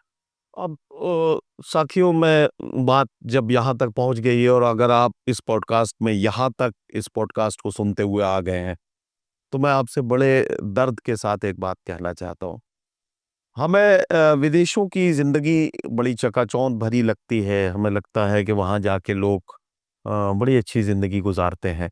लेकिन उसके पीछे जो मुश्किलें हैं, जो उसके पीछे इस तरह के फ्रॉड के ज़रिए जो तरह-तरह की तकलीफ़ें हैं, तरह-तरह की उलझनें हैं, और जैसा कि रूस वाले मामले में अभी सामने आई बात ये कि वहाँ जान का खतरा भी है। तो इन सारी चीज़ों को ज़हन में रख के जब भी कोई फैसला करें तो बहुत मज़बूती के साथ करें। अच्छे एजेंट की मदद लें। अच्छे एजेंट की मदद लेते वक़्त भी एक बात का ख़्याल रखें कि जब तक आपका डॉक्यूमेंटेशन प्रॉपर ना हो, जब तक आप अपने वीज़े, अपने ऑफ़र लेटर और अपनी उन चीज़ों को चेक ना कर लें, और जब तक किसी जानकार आदमी से चेक ना करा लें, तब तक आप इस मामले में कोई ना तो कोई बड़ा लेन-देन करें और ना कोई आप इसमें ऐसा कदम उठाएँ जिससे आपको और आपके घरवालों को कोई किसी तरह की तकलीफ़ का सामना हो। हम ये इतनी बातें इतनी तफ़सील से इसलिए कर रहे हैं कि हम हिंदुस्तान में बैठे हुए लोगों को भी और हिंदुस्तान से बाहर जो हमारे मुल्क के तमाम हमारे जो बाशिंदे हैं, हमारे मुल्क के जो भाई-बहन हैं, जो दूसरे मुल्कों में रह रहे हैं और रोज़गार के सिलसिले में किसी दूसरे मुल्क में वहाँ किसी तरह की परेशानी का सामना कर रहे हैं। मैं एक बात और कहना चाहता हूँ, यहाँ न आबिद भाई मेरे साथ हैं। हमारा कोई भाई अगर हिंदुस्तान से बाहर किसी दूसरे मुल्क में है और उसके साथ किसी तरह की कोई दुश्वारी है, तो आप इस पॉडकास्ट में भी कमेंट के ज़रिए भी अगर अपने नंबर और अपनी डिटेल के साथ अपनी परेशानी लिखेंगे, तो हम बिल्कुल ये कोशिश करेंगे कि आबिद भाई से हम इनका जो एक पूरा चैनल बन गया है विदेश मंत्रालय के थ्रू, जिस तरह से ये दुनिया के बहुत सारे मुल्कों से लोगों को बचा-बचा के ला रहे हैं, तो हम ये चाहेंगे कि अगर आपके साथ भी कोई नाइंसाफ़ी हो रही है, तो हम उसकी आवाज़ भी आबिद भाई के थ्रू पुरज़ोर तरीके से और पूरे जो एक लीगल तरीका है उस तरीके से उठवाएँ और उसके बाद आपकी मदद हो सके। तो आपकी अगर कोई परेशानी है, आपका कफ़ील आपको परेशान करता है, आपके साथ कोई चीटिंग हो गई है, आपके साथ कोई किसी तरह का भी ज़ुल्म हो रहा है, तो उसको अपने कमेंट्स के ज़रिए इस पॉडकास्ट के ज़रिए इस पॉडकास्ट में अपने कमेंट के ज़रिए हम तक ज़रूर पहुँचाइएगा, और अपना और हिंदुस्तान में आपके घरवालों का जो नाम नंबर हो, वो डिटेल उस ऊपर ज़रूर लिखिएगा ताकि हम उनसे कॉन्टैक्ट करके हम आपकी कोई मदद कर सकें। सुखदनान फैमिली आपकी मदद करके खुशी महसूस करेगी, और आबिद भाई से भी मैं ये चाहूँगा कि वो इस मामले में अगर कोई केस हमारे पास आता है आपका पॉडकास्ट देखने के बाद, तो उसमें आप हमारी मदद करेंगे, ऐसी हमें उम्मीद है। तो आबिद भाई ये बताएँ कि ये तो हो गया नौकरी के सिलसिले में लोग जा ना रहे ये हैं। मैं अभी भूल जाऊँगा। हुँ, आजकल एक और फ्रॉड चल रहा है।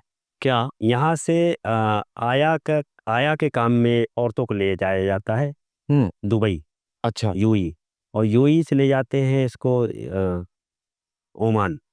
अच्छा, इसमें बहुत सारे केस हमारे पास आते हैं। ये लोग क्या कर रहे हैं कि ये औरतों को यहाँ पे लेते हैं और औरतों से पैसा नहीं लेते। सबसे बड़ी बात, जब औरतों से पैसा नहीं लेते तो औरतों को लगता है कि ये सब जेन्युइन लोग हैं। हुँ, तो औरतों को यहाँ से ले जाते हैं यूएई विजिट वीज़े पे, और विजिट वीज़े के बाद वहाँ से जो ओमान का बॉर्डर है बाई रोड, हुँ, वहाँ से वो पार कराते हैं, है ना? फिर ये लोग ले जाते हैं, ओमान, हाँ, ओमान। ऑथराइज़ तरीके से नहीं, अनऑथराइज़ तरीके से उस औरत को बेच देते हैं। ओमान में ले जा हाँ, बेच देते हैं शेख से। ओहो! अब शेख क्या करता है कि शेख को ये लगता है कि मैंने तो खरीदा है। हुँ, मतलब ये लीगल प्रोसेस तो नहीं है, बट वो एक समझौते के तहत वो एक अच्छा अमाउंट ले लेते हैं, और वो अमाउंट के, और ये औरत को नहीं पता है, जो महिला है उसको नहीं पता है कि हम उसको नहीं पता है कि मुझे बेचा जा चुका है। बेचा जा चुका है, हम बिक चुके हैं। ओहो! तो उनको वहाँ पे काम की हैसियत से रख दिया जाता है कि तुम यहाँ पे, यहाँ आपके यहीं की लखनऊ की 2-3 औरतों का मैंने करवाया, नाम नहीं ले सकता, लेकिन 2-3 औरतें यही लखनऊ की हैं, अच्छा, इनके साथ भी यही हुआ बेचारी के साथ, है ना? मतलब इनको आया की नौकरी के बहाने से ले जाया गया हाँ, और फिर यूएई से इनको बाय रोड ओमान भेज दिया गया और वहाँ जाके बेच हाँ, दिया। एक स्टोरी मैं सुनाना चाहूँगा फरहत की, फरहत भोपाल की है। उन्होंने मुझे इजाज़त दी है कि आप बोल सकते हैं मेरा नाम। अच्छा अच्छा। तो फरहत का नाम इसलिए ले रहा हूँ, फरहत बेचारी बहुत गरीब घर की है और उसके शौहर जो हैं थोड़ा-सा माज़ूर हैं। अच्छा। और वो सब चीज़ों पढ़ी लिखी खातून है। वो सब चीज़ को सही करने के लिए वो ओमान गई और कुछ दिन उसको दुबई ले जाके रखा गया और दुबई में ही उसके साथ ज़्यादतियाँ शुरू हो गई। मतलब एक माहौल क्रिएट करते हैं शुरू से ही, ताकि आपको इससे बेहतर की तलाश हो जाए कि मतलब आप समझे नहीं? मतलब जैसे दुबई इसको लेके गए, दुबई में बहुत टॉर्चर किया, बहुत मारा-वारा, इसको गाली दी। ओहो! तो इसको लगा कि तो इसको 2 लोग मिल गए, एक औरत, एक मर्द, मतलब एक जोड़ा था, एक दंपत्ति जो इसकी 60-60 साल उम्र थी, तो वो इसको मिल गए। तो इसको लगा कि इनसे बेहतर है ये, तो इनकी मदद के मतलब फ़रद की मदद के लिए बोले तुमको हम ओमान ले चलेंगे। वो भी इनके एजेंट थे। ओहो, ये थे सब मिले हुए हाँ, सब आपस में। मिले हुए। ओहो। मतलब ये ले गए दुबई, इसको पीटते-उटते थे, तो वो उनको मिले, वो ले जाके ओमान में उन्होंने उसको बेच दिया। अरे। ओमान में बेचने के बाद एक शेल्टर में इसको रखा गया हम्म। और शेल्टर में इसके साथ बहुत ज़्यादती होती थी, बहुत मारा जाता था, बहुत गालियाँ दी जाती थी। तो एक दिन बोले कि एक एक लड़का आया, इसके गर्दन पे पैर रख के खड़ा हो गया, तो इसके नाक से ब्लड आ गया। ये जो फरास मतलब ये अभी उसकी वाइफ में सुनाऊँगा, वॉइस में सुनिएगा। तो जब नाक से ब्लड आया ना, तो फिर उसने छोड़ दिया। हम्म। तो उ अब ये इसने बचाव के लिए इसने क्या किया, उसी ब्लड से इसने खत लिखा और उस खत को लेके विंडो से नीचे गिरा दिया। तो कोई इंडियन था, उसको वो खत मिल गया, तो उसने 100 नंबर वहाँ की पुलिस को बुला लिया। पुलिस आई और इसको लेके गई और पुलिस ने इसका बयान सुना। और नदीम भाई, मैं बताना चाहूँ, वो लोग इतने पावरफुल होते हैं। आप बताइए, जहाँ हम कहते हैं ओमान जैसे या गल्फ में कानून बड़ा सख्त है या वहाँ के इंसाफ बहुत है, वो पुलिस वालों ने कुछ देर इसको रखा, फिर उसको इन्हीं को दे। उसी के पास भेज दिया। हाँ। ओहो। अब ये फिर उसके बाद फरहत बताती है कि मुझे, क्योंकि अभी ये लोग चालाक हो गए कि ये लड़की तेज़ है, भाग सकती है या कुछ कर सकती है, तो ये इसको ले जाके एक जंगल में एक रूम है, वहाँ पे इसको बंद कर दिया, है ना? बंद करने के बाद 2-3 दिन आए ही नहीं। तो ये बोलती जहां तक आप दूर दूर तक इसकी आवाज भी आवाज़ वाला नहीं, कोई। तो बोल रही थी कि मैं बाथरूम का जो फ्लश बॉक्स होता है, हाँ। पानी-वानी जब खत्म हो गया, उस पानी को मैंने पिया। ओहो। हाँ, मतलब पानी ही नहीं था। तो फिर मेरे कॉन्टैक्ट में आई, आप सुनिए। तो जब मेरे कॉन्टैक्ट में आई, तो फिर मैंने इसको एम्बेसी का एड्रेस दिया। तो फिर एम्बेसी ये भाग के गई, फिर मैंने एम्बेसी ट्वीट किया, फिर एम्बेसी ने इसको अंदर लिया, इसको शेल्टर दिया और फिर उसके बाद 2-3 महीना जो भी प्रक्रिया लगी, प्रोसेस, फिंगर और केस और ये सब। अच्छा, उसका शौहर जो यहाँ था हिंदुस्तान में। हाँ, क्योंकि उसके पास मोबाइल था, मोबाइल नहीं छीन पाए थे वो लोग, अच्छा। तो मोबाइल उसने छुपा-उपा लिया था, तो वो मोबाइल उसने मोबाइल से अपने शौहर से शौहर बात को की। बताया। हाँ, ओके। शौहर को बताया और शौहर ने फिर, शौहर के एक दोस्त थे, वो एक हॉस्पिटल में काम करते थे, वो मेरे बारे में जानते थे और वो मेरे पास आ गए मिलने कि ऐसा-ऐसा एक मामला हो गया आबिद भाई। उस वक़्त मुशायरा हो रहा था और मैं रवींद्र भवन में ही था, तो वहीं वो आए और उन्होंने पूरी कहानी बताई। तो मैंने उसी वक़्त सारा मैटर बना के मैंने जब भेजा, तो फिर फरहत के पास कॉल आया, फरहत को वहाँ से मैंने भगाया, फरहत एम्बेसी पहुँची, इसको शेल्टर मिला, फिर सारी प्रक्रिया होने के बाद भारत आई। अच्छा, इसमें मैं एक मेरा सप्लीमेंट्री सवाल है, मैं इसमें एक सवाल जोड़ता हूँ। इस तरह की जो ख़वातीन, इस तरह की हमारी जो बहनें फ़रेब के साथ और फ्रॉड करके उनको फँसा दिया जाता है ले जाकर, ले गए आया की नौकरी के लिए और उनको वहाँ इस तरह से बेच दिया गया।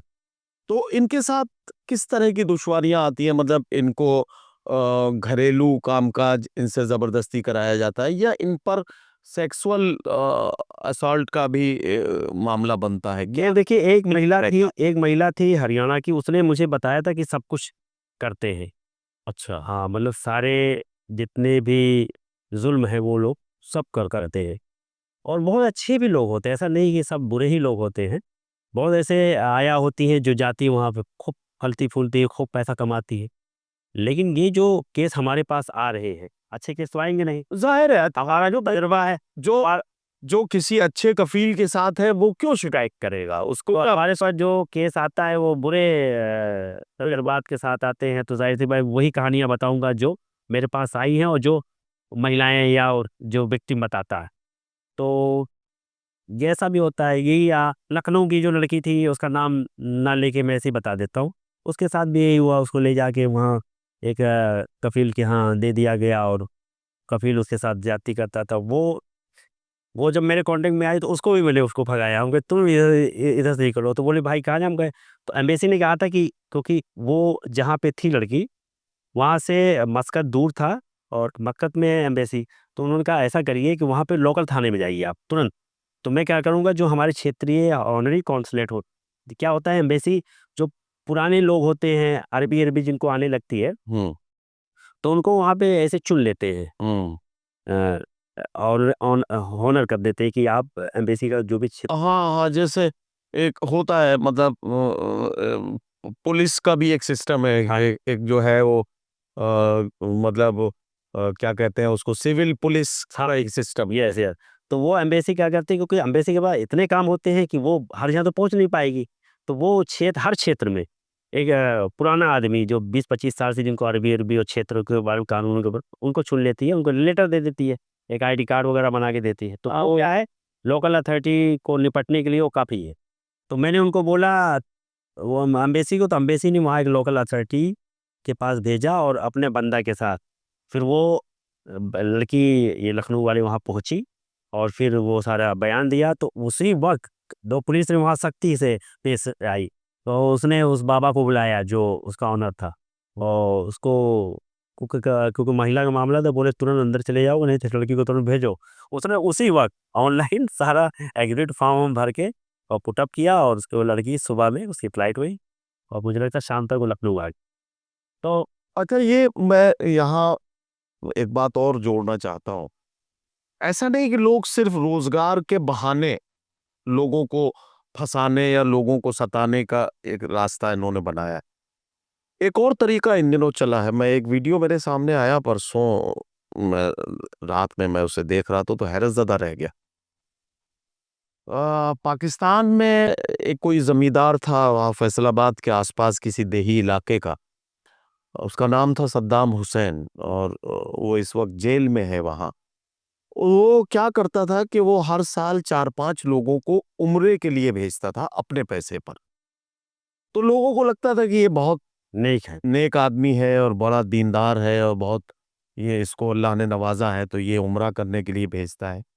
और भोले-भाले मुसलमानों को भी ये लगता था कि यार अल्लाह ने हमारी सुन ली। हम गरीबों को वैसे कहाँ मौका था कि हम अल्लाह का घर देख पाते, अल्लाह के रसूल का दरबार देख पाते और उनका दर हमें कैसे मिलता। लेकिन इसको अल्लाह ने हमारे लिए ज़रिया बना दिया और हमें उम्रे का मौका इस तरह से मिल गया। अभी क्या हुआ कि उसने 5 लोगों को, जिसमें 3 ख़वातीन थीं और 2 मर्द थे। 3 जो ख़वातीन थीं उसमें 2 की उम्र 80 साल से ऊपर थी, 1 की उम्र 70 साल से ऊपर थी और वो जो दोनों मर्द थे वो भी तकरीबन 60 साल या उससे ऊपर थे। ओहो! अब उसने उम्रे के लिए उनको कहा कि भई आप लोग इस साल उम्रे पे जाएँगे। अब वो गरीब लोग बेचारे खुश हो गए। खुशी-खुशी उन्होंने उम्रे की तैयारी की। उसके वो सब उसने टिकट-विकट का इंतज़ाम किया। एक खातून का बेटा ये बताने लगा कि साहब इसमें मैं अपनी माँ को छोड़ने के लिए इस्लामाबाद तक जाऊँगा। उन्होंने कहा क्या करोगे भई, हमारी गाड़ी जा तो रही है। मुख्तसर ये है कि साहब वो उसकी गाड़ी छोड़ने गई और वहाँ इस्लामाबाद एयरपोर्ट पर एक आदमी उसका मिलता है, उसी सत्ताम उस जा रहे हो तो ये सामान भी लेके जाना। हाँ, हाँ, हाँ। अब आपको वो ज़मींदार साहब ने भेजा है, आपको वो उम्रा करने के लिए भेज रहे हैं, तो मैं उन्हीं का आदमी हूँ और ये पैकेट आप रख लीजिए अपने सामान में और इसको जो है वहाँ जद्दा साहब एयरपोर्ट को दे देना, राइट, जद्दा राइट। एयरपोर्ट से जैसे ही बाहर आप निकलेंगे, तो हमारा एक आदमी आपको मिलेगा, फलाँ साहब होंगे और वो आपको पहचान लेंगे, हम आपको आपका फ़ोटो वहाँ भेज देते हैं और वो आपसे ये सामान ले लेंगे।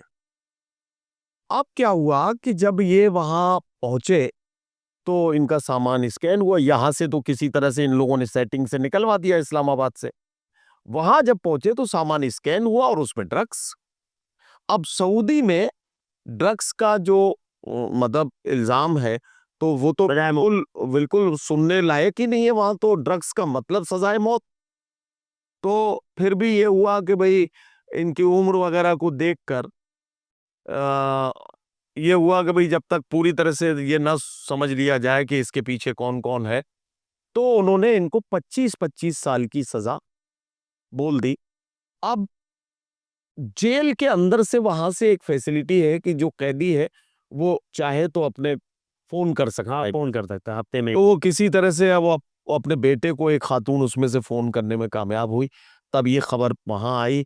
फिर वो बेटा जो है वो कुछ लोगों से मिला और कुछ ताकतवर लोगों ने उसकी मदद की, तब जाके अब वो सद्दाम हुसैन जो है वो जेल पहुंचा। ये एकदम सेम वाकया मैं आपको सुनाता हूँ बम्बई का। ऐसा होता है ना, ये 100 एकदम सेम सेम कहानी है बम्बई की।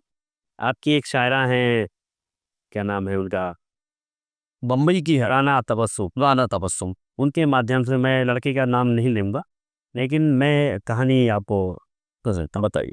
तो उसमें लड़का जो था वो यंग लड़का था, अभी नौजवान। और तो एक एजेंट उसको मिला कि तुम्हें कतर भेजा जाएगा और सिर्फ जाना है और आना है। तो बोले ठीक है। उसको वीज़ा वूज़ा पासपोर्ट वासपोर्ट सब ले लिया और सब कंप्लीट करने के बाद बोले कल आ जाना एयरपोर्ट पर, तुम्हें हम यहाँ से रवाना करेंगे। एयरपोर्ट पहुँचा और इसको सारा कागजात वगैरह दिया गया।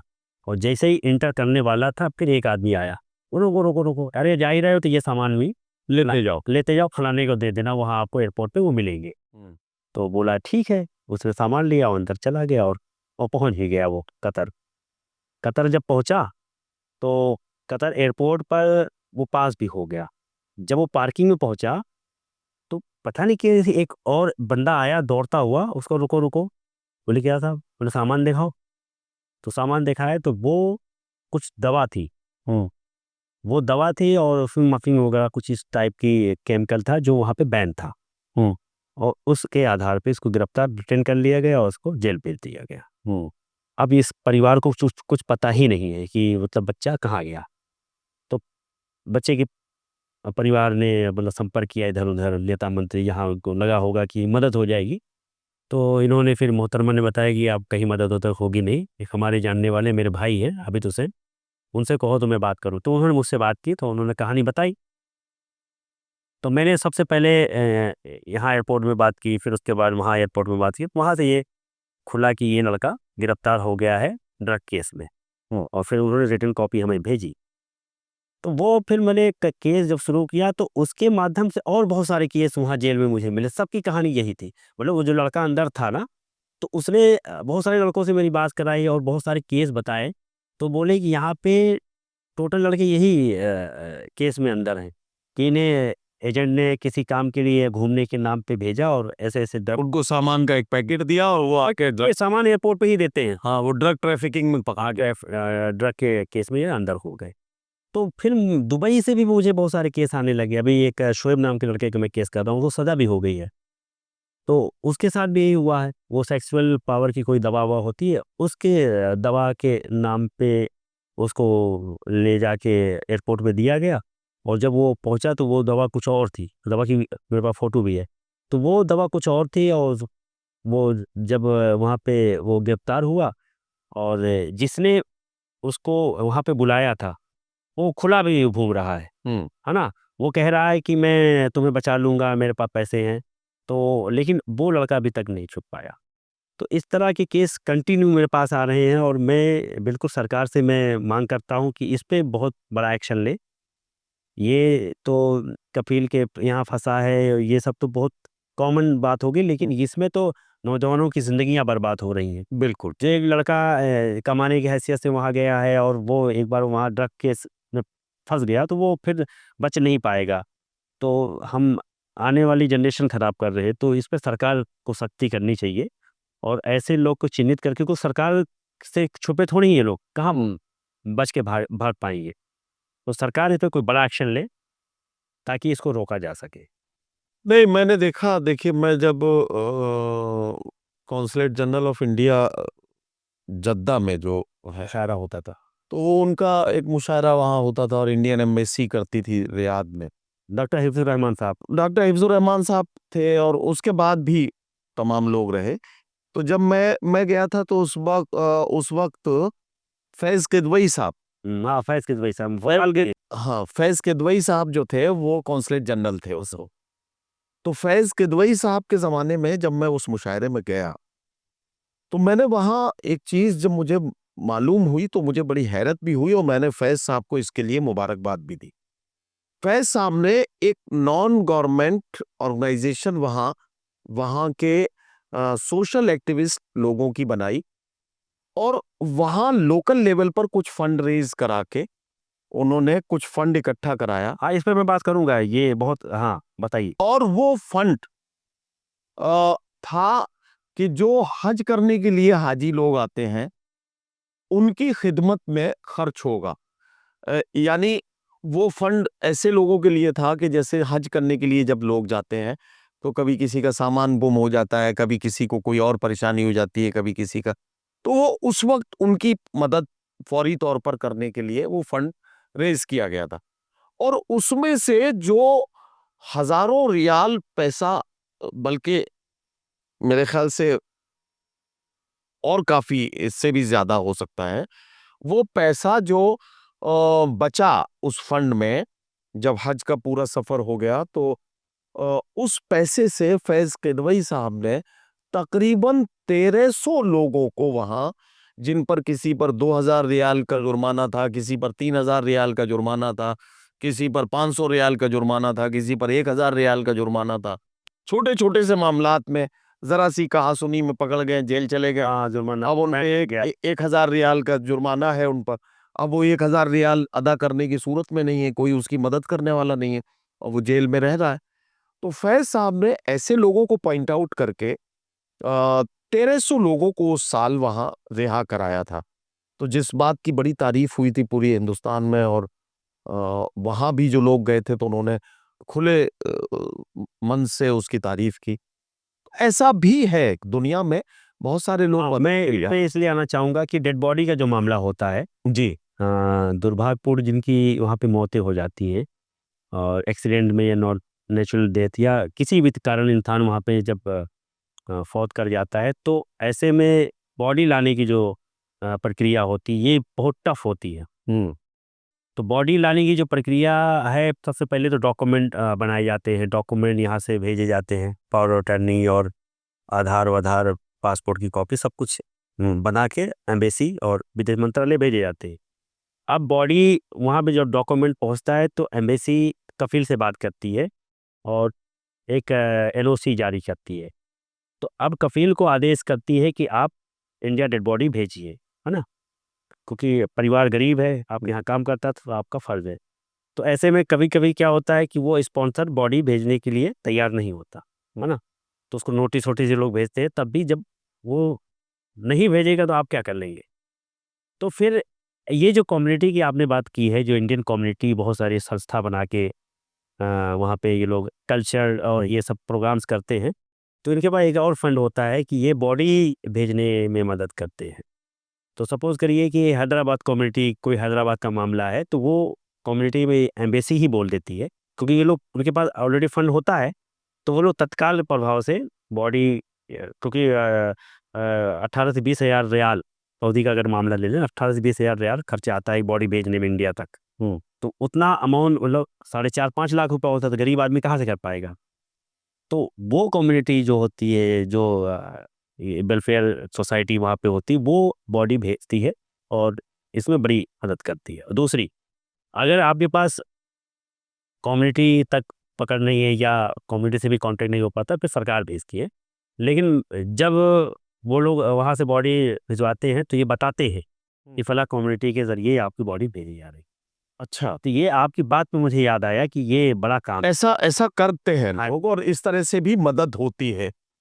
तो मैं बहरहाल अभी भी मैं समझता हूँ कि इस वक़्त भी कॉन्सुलेट जनरल ऑफ इंडिया के जो ऑफ़िस है जद्दा में, तो उसमें हमारे बहुत सारे दोस्त हैं और जब लोग हज के दौरान जाते हैं तो भाई अयूब हकीम साहब हैं और भी तमाम लोग हैं, बहुत सारे लोग हैं वहाँ, जो हमारी कॉन्सुलेट अ, जद्दा में हैं। तो हम लोगों को ये मैं बोलता हूँ कि अगर हालाँकि हमारा जो कॉन्सुलेट है, उसके लोग बड़ी ज़िम्मेदारी के साथ वहाँ इंडियन हुज्जाज की मतलब खैर खबर रखते हैं, हाँ, हाँ, क्या देख करते हैं। भई हज का जो बुलारा हज का जो पूरा काम है वो जद्दा काउंसलेट देखता है, रिया एम्बेसी नहीं देखता, क्योंकि जद्दा के अंडर में ही वो आता है एरिया, जी जी। तो एरिया बटा हुआ है, हाँ, तो जद्दा के अंडर में आता तो है। हज के दौरान जो कॉन्सुलेट का पूरा अमला है, पूरा जो मतलब कॉन्सुलेट की जो एक डिस्पेंसरी मदीने में है, एक डिस्पेंसरी मक्के में है, तो वो वहाँ पर इनके ऑफिसेज भी हैं, इनका सारा सिस्टम है, सेटअप है, तो वो भरपूर मदद करते हैं। और जब हज के दौरान लोग जा रहे होते हैं तो भी मैं अपने जितने भी मेरे जान पहचान के हुज्जाज होते हैं, मैं उनको बोलता हूँ कि अगर आपको किसी तरह की कोई दुश्वारी आए तो आप बताइएगा, तो फिर मैं आपको वहाँ लोकल कॉन्सुलेट के अधिकारियों के और उनके जो वहाँ के लोग हैं उनके नंबर दूंगा ताकि आपको वहाँ मदद मिल सके। तो मुझे अब मैं वहाँ आ गया हूँ जहाँ मैं आपसे एक बात पूछना चाह रहा हूँ। क्या हमारे बहुत सारे जो प्रवासी भारतीय गल्फ में हैं, वो थाईलैंड में है, मलेशिया में है, वो रूस में है, वो यूरोप में है, वो ऑस्ट्रेलिया में है, वो अ, या जहाँ कहीं भी है, तो उनको अगर इस तरह की दुश्वारियों का सामना है तो आपसे कैसे आप तक कैसे बात पहुंचाएं? एक तरीका तो मैंने बता दिया कि वो इस पॉडकास्ट पर अपने मैसेज। फेसबुक पे मेरी आईडी है सैयद आबिद हुसैन के नाम से, और इंस्टाग्राम पर और ट्विटर पर, मतलब जो अभी एक्स है वो पहले ट्विटर था, तो उस पे मैंने आपका आबिद के नाम से आईडी बनाई है, तो यहाँ संपर्क कर सकते हैं, मेरा नंबर ले सकते हैं आप 9890767892। ओके, और ये नंबर हमेशा आपको चालू मिलेगा, कभी ये बंद नहीं होता। कभी ये बंद। हाँ, तो कभी भी आप बेहिचक कॉल करिए, जो भी समस्या जो भी परेशानी है हमसे शेयर करिए, जहाँ भी जैसी कोशिश मदद की रहेगी हम करेंगे। तो आबिद भाई ने आपको ये बताया है, सैयद आबिद साहब ने, कि आपकी मदद के लिए हमेशा इनका मोबाइल नंबर, इनका मेल, इनका जो फेसबुक और इंस्टा और ट्विटर का हैंडल है, उन सब के ज़रिए भी आप इन तक डायरेक्ट खबर भी पहुंचा सकते हैं। और अगर आप डायरेक्ट ना पहुंचा पाए या ये सब कुछ आप भूल जाए, तो सुखनदान तो आपका हाँ, अपना चैनल है, सबसे आसान। सुखनदान तो आपका अपना प्लेटफार्म है। आप सुखनदान के किसी भी वीडियो पर, अगर अगर आपको ये पॉडकास्ट याद भी ना रहे कहीं भी, आप किसी भी तरह से सुखनदान के ऑफिस तक अगर ये इत्तला पहुंचा देंगे, तो हम आबिद भाई की मदद लेकर और आबिद भाई के बहुत सारे साथियों, इनके ज़रिए बहुत सारे अधिकारियों की मदद लेकर आप तक उस मदद को ज़रूर पहुंचाने की कोशिश करेंगे। और हम ये उम्मीद करते हैं कि आप अपने अपने घर वालों से, अपने लोगों से दूर रह के, जाहिर है कि उनकी खुशियों के लिए जो काम कर रहे हैं, वो अ, आपकी इस चकाचौंध भरी दुनिया में लोग इसको समझते हो या न समझते हो, लेकिन शायद मैं इसे ज़्यादा शिद्दत से समझता हूँ। मेरे दोस्त सरोश आसिफ के ये 2 शेर मुझे याद आते हैं, मैं आपको बताऊँ, बल्कि 3 शेर हैं, आपको सुना ही देता हूँ कि ये हिजरतों का ज़माना भी क्या ज़माना है, उन्हीं से दूर हैं जिनके लिए कमाना है। खुशी ये है कि मेरे घर से फ़ोन आया है, सितम ये है कि मुझे खैरियत बताना है। और नमाज ईद की पढ़ के मैं ढूंढता ही रहा, कोई मिले यहाँ अपना गले लगाना है। दोस्तों, बहुत शुक्रिया। वो तमाम लोग जो हिंदुस्तान से बाहर हैं, दूसरे मुल्कों में अपने रोजगार के सिलसिले में हैं, या उनके घर वाले जो हिंदुस्तान में हैं, अगर आप इस तरह की किसी भी छोटी बड़ी दुश्वारी से गुजर रहे हैं या जूझ रहे हैं, तो हम आपके साथ हैं। हम तक उस मसले को ज़रूर पहुंचाने की कोशिश कीजिएगा। हम आबिद भाई के थ्रू आपकी पूरी मदद करने की कोशिश करेंगे। आखिर में आबिद भाई, हमारी वो तकरीबन बातें हो गई हैं। इस पूरी खिदमत में, ये खिदमत करते करते क्या क्या चैलेंजेस आपको आए? भाई चैलेंजेस का ना पूछिए, सबसे पहला तो काम खराब हुआ, मेरा मेरा अपना जो कारोबार था वो खराब हो गया। अच्छा। जाहिर सी बात है, मैं वक्त अपने काम में कम दे पाता हूँ, इसमें ज़्यादा उलझा रहता। अभी आपके सामने कितने सारे कॉल आए, हाँ। अभी मैंने साइलेंट पे फ़ोन लगाया, अभी जाके देखूंगा तो 10 कॉल तो पड़ी हुई। तो फिर एक केस को उठाने में, उसकी पूरी प्रक्रिया करने में, उनके डॉक्यूमेंट बनाने में, फिर वो उसको भेजने में, उसको फॉलो अप लेने में, एक्चुअली केस भेजने के बाद हम उस आप फॉलो अप करना। हाँ, तो उसके बाद बहुत केस हैं, हम्म। आप भी जैसे तमाम लोग होंगे, बिल्कुल। तो लेकिन हम जब उनको केस भेजते तो हम फॉलो अप भी लेते, बीच बीच में उनको परेशान करते रहते हैं, वो पूछते रहते हैं अपडेट क्या है। वो भले वो लोग चिड़चिड़ा जाते होंगे, लेकिन मेरा काम है, और वो लोग भी कहते हैं कि आप फॉलो अप लेते रहिएगा, तो मतलब फॉलो अप लेते हैं तो काम जल्दी हो जाता है। तो ये सब कुछ करने में और इसको मतलब फॉलो करने में मेरा वक्त बहुत चला जाता है। तो फिर मैं अपने काम में वो जो जो है 14 तक जो फोकस था काम में मेरा, जाहिर सी बात है सिर्फ मेरा काम था। अब ये सोशल लाइफ आने के बाद वो काम भी करना है और ये भी करना है। और अगर किसी का मैंने कॉल नहीं उठाया तो फिर वो अरे बड़े के बजरंगी भाई हम बना थे और फ़ोन नहीं उठाते, हमारी मदद नहीं करते, हमारी कब मदद करियो। मतलब ज़्यादा ये जो उत्तर प्रदेश के लोग होते हैं तो वो उसको गलत वे में लेते हैं। जबकि मैं कहता हूँ कि भाई अगर मैं किसी तरह कॉल नहीं उठा पा रहा हूँ तो आपको दोबारा लगा रहा हूँ। लेकिन वो उनके पास सब्र नहीं होता, बहुत जल्दी में होते हैं, मतलब उनका काम जल्द से जल्द होना चाहिए। तो इस सब कश्मकश में मैं फंसा रहता हूँ। अच्छा, एक और सवाल पूछना चाहता हाँ। हूँ। अब ज़ाहिर है इससे आपका काम मुतासिर होता है। हाँ, बहुत ज़्यादा होता है।